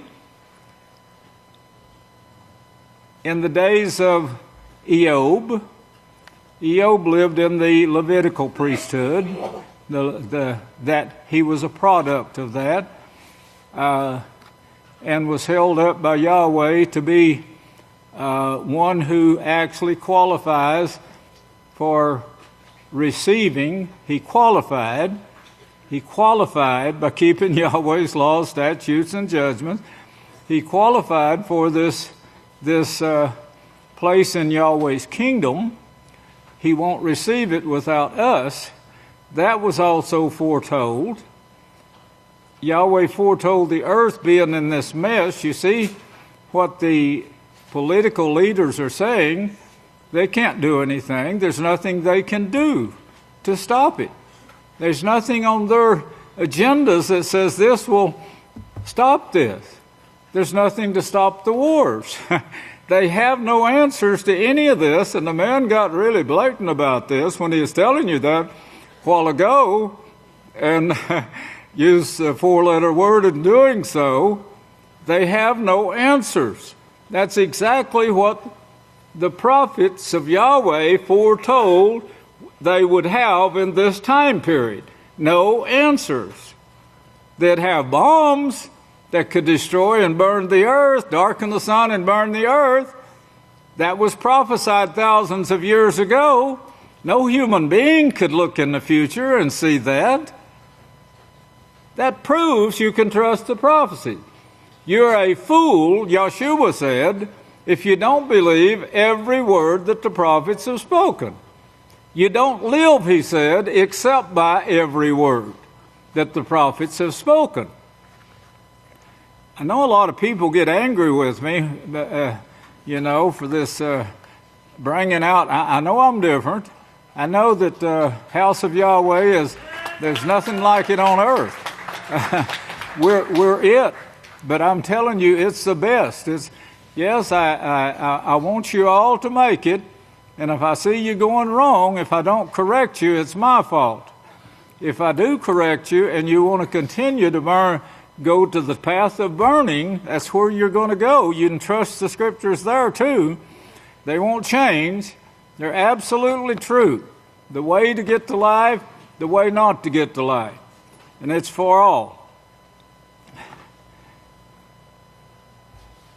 But humility, that's it's the state of mind. This is shown in the Scriptures, the state of mind and heart. You've got to love Yahweh with all your mind, with all your heart.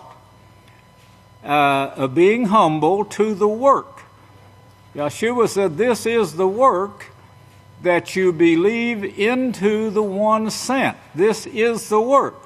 You got to humble yourself to that work, as Yahshua himself did. Yet that is the first step to a place in Yahweh's kingdom. Humbling yourself. Seek first the kingdom of Yahweh and his righteousness. Seek that first. It's got to be first in your life. It's not after you get back from Walmart playing around in a store where you never should have been in the first place. Seek it first. You got all the books to do so at his house, at his work, where his work is done. That should be plain enough. If you turn over to Luke, I want to show you something about Yahshua. He's the one that is telling you this. And I want to show you that he lived exactly as he's teaching us that we've got to live. So when you do this, you rest in mind and heart that you're following Yahshua's example that he set for you. If your anger is at me and you're not listening to what I say, and you're not reading the words that Yahshua, that I'm going to read to you, it can keep your mind from understanding this.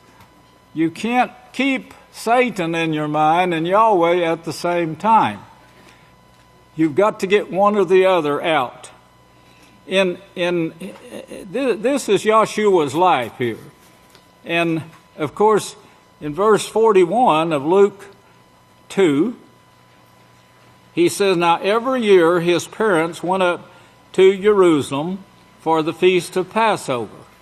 Every year. That's what Yahweh said, that the last day's work is going to be teaching too.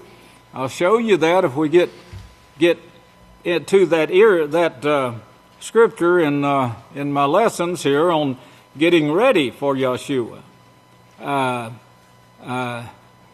Yahshua says here, now every year his parents went up to Jerusalem for the feast of Passover. Every year. That means they were keeping this law that Yahweh said, this will be the beginning of moons to you. That's what sets your feast days. That's what's going to set our feast day. If we don't see the green ears to go with the new moon next moon, we will simply postpone the feast till the moon where we will see the green ears. And that's a fact. If we had it any other time, it wouldn't work. It wouldn't be Yahweh's way. And you do have to watch for it. And as Isaiah 66 shows, I just quoted it a while ago, as the new heaven and the new earth will stand before me, so will these feast days and Sabbath days, and from one new moon to another, and from one feast day to another, one Sabbath to another.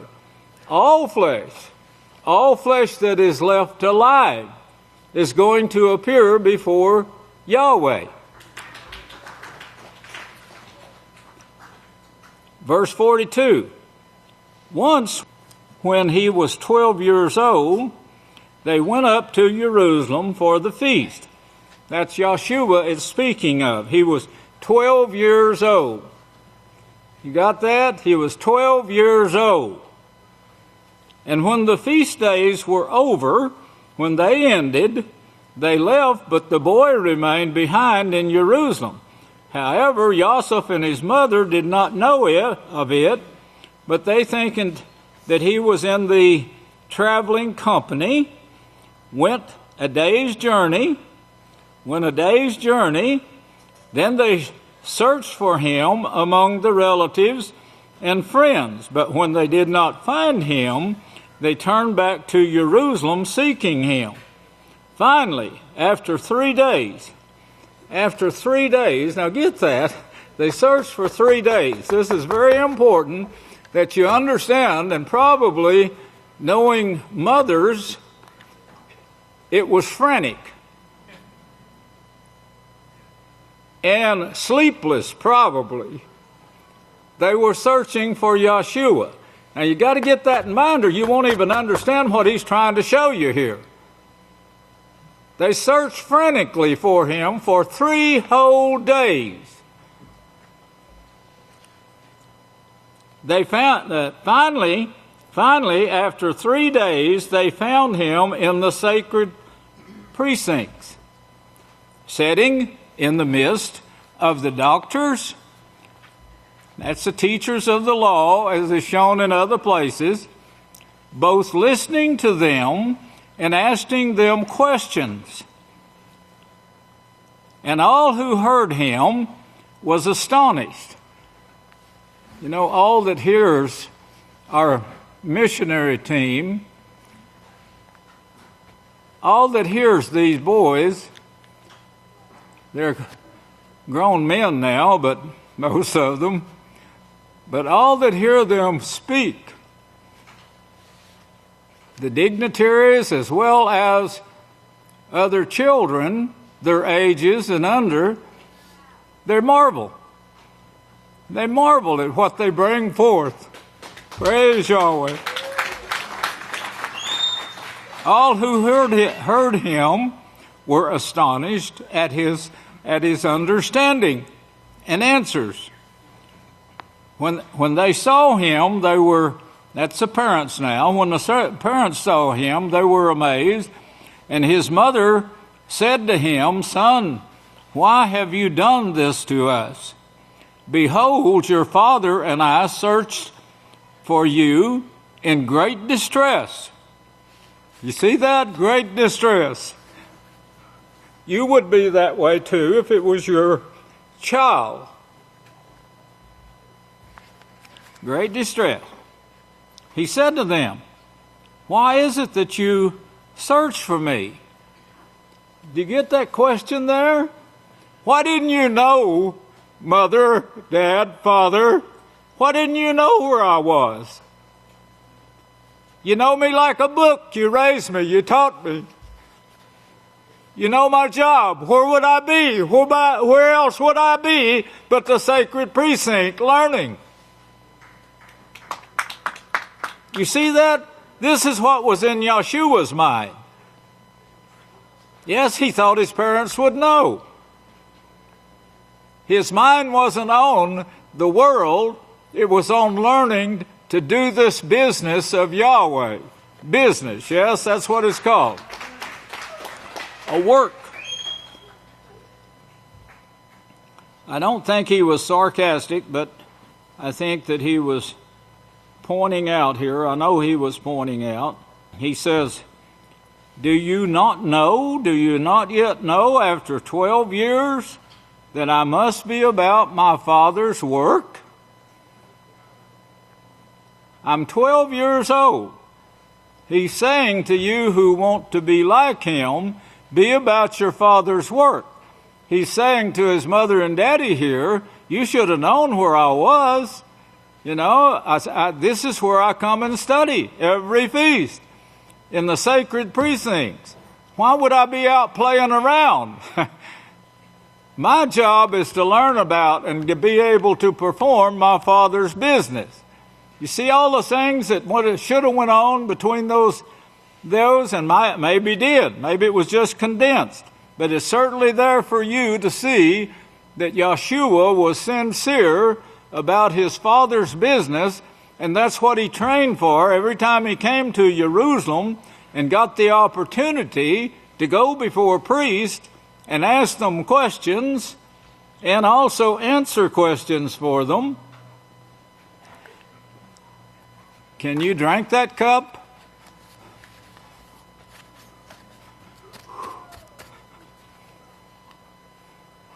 You can't drink that cup right there and have the world in your mind. It just doesn't work. You've got to get your mind off of this world. Don't try to work till the last minute and rush here to the house of Yahweh. It doesn't work. In the first place, if you think about what these people, how far they traveled and how they traveled to come to this feast, you could see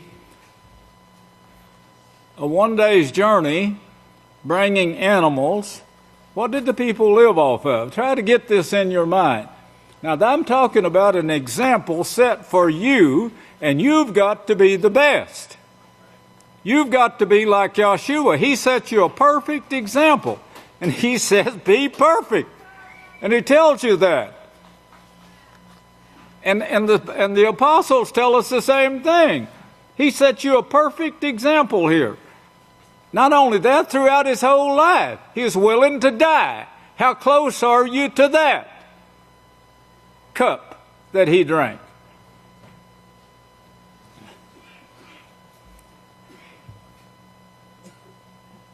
Now notice what else he did here. He is 12 years old. Get this in your mind.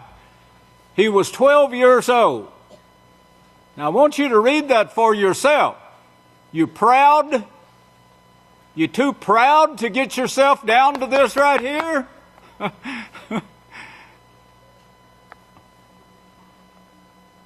The world is, the whole business for changing this calendar was so they wouldn't have to obey Yahweh. Well, they don't have to obey Yahweh anyway. They don't have to get life eternal. They don't have to accept this gift from Yahweh. But more than that, they wanted to deceive the whole world. This is what was put into their minds. They changed the calendar. The Gregorian calendar is nothing but a bunch of deceit to get people to using the names of gods every day in their lives. And it's very difficult to get it out. And every time I deal with the world and have to write the date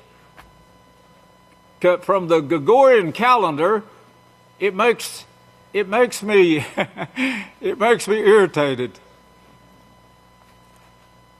So he went back with them. This is verse 51. Went back with them and came to Nazareth and was subject. Did you get that? Wow, a 12-year-old boy or girl, and he is subject. You know what that means? He was obedient.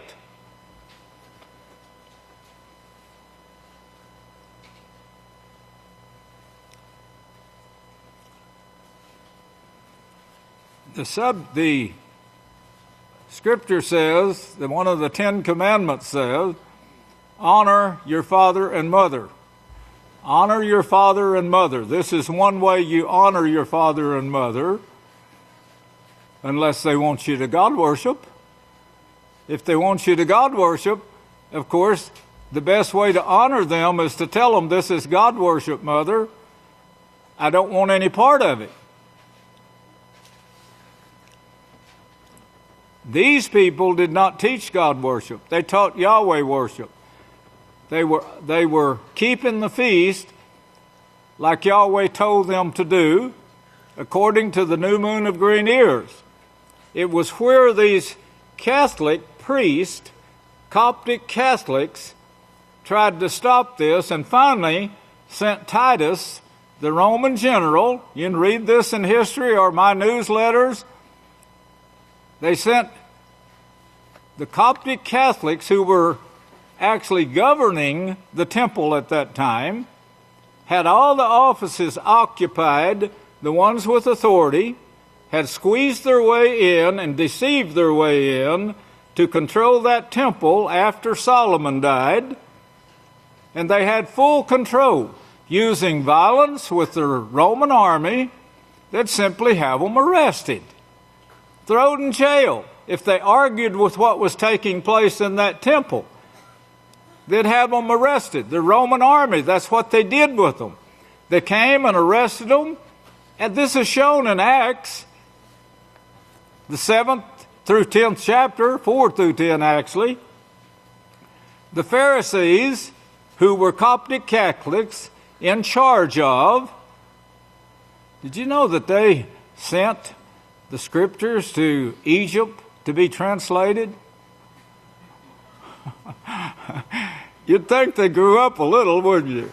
Yeah, this was, I just found out this week that they actually sent the Scriptures to Egypt to get this translation into Latin and then to bring it back and put it into English.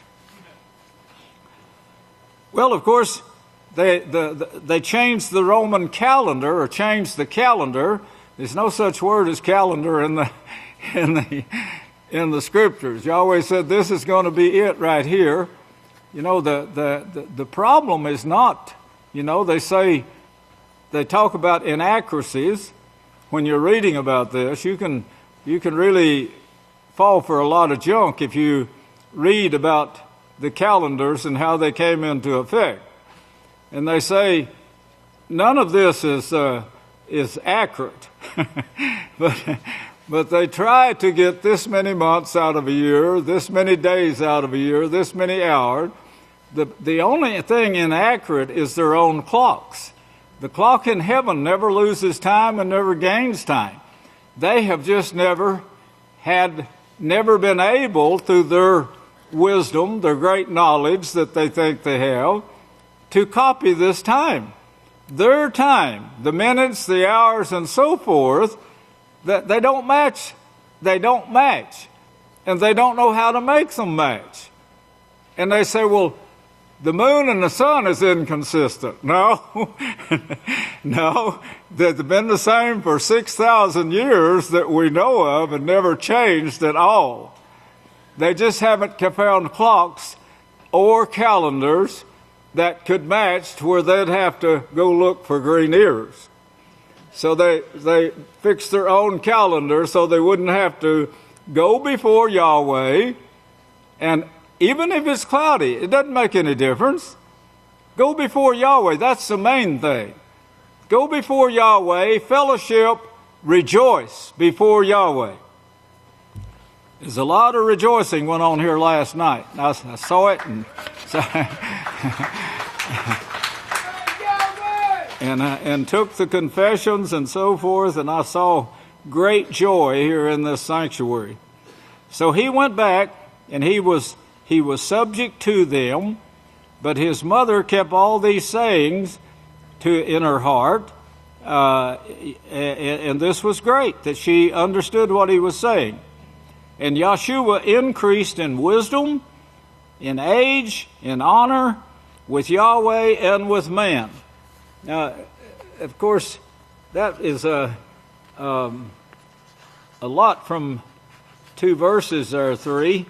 But if you just read these and see that Yahshua, he's going to, put us to the test here, and we don't want to eat and drink a bunch of damnation to our souls. So hang on to that bitterness and hatred. Why are you angry, Cain? Hang on to that and you will burn. Get it out of yourself. Start thinking about getting it out of yourself. Start thinking about getting the campgrounds ready, the food's ready, your own teachings, because we're going to be using you in teachings to get the sanctuary and the people prepared to drink of this cup of Yahshua. This cup of Yahshua is easy. All you got to do is humble yourself like a child. Go to the place Yahweh says to go, where He placed it in prophecy. The same prophets that said the nuclear bomb is going to be here told you where His house would be, how it would be established, how it would be, the teachers that would be there to teach.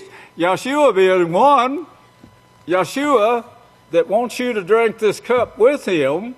If you don't drink it, you're going anyway. If you do drink it and you don't get rid of this stuff from you right now, and if this is the feast, you're gone.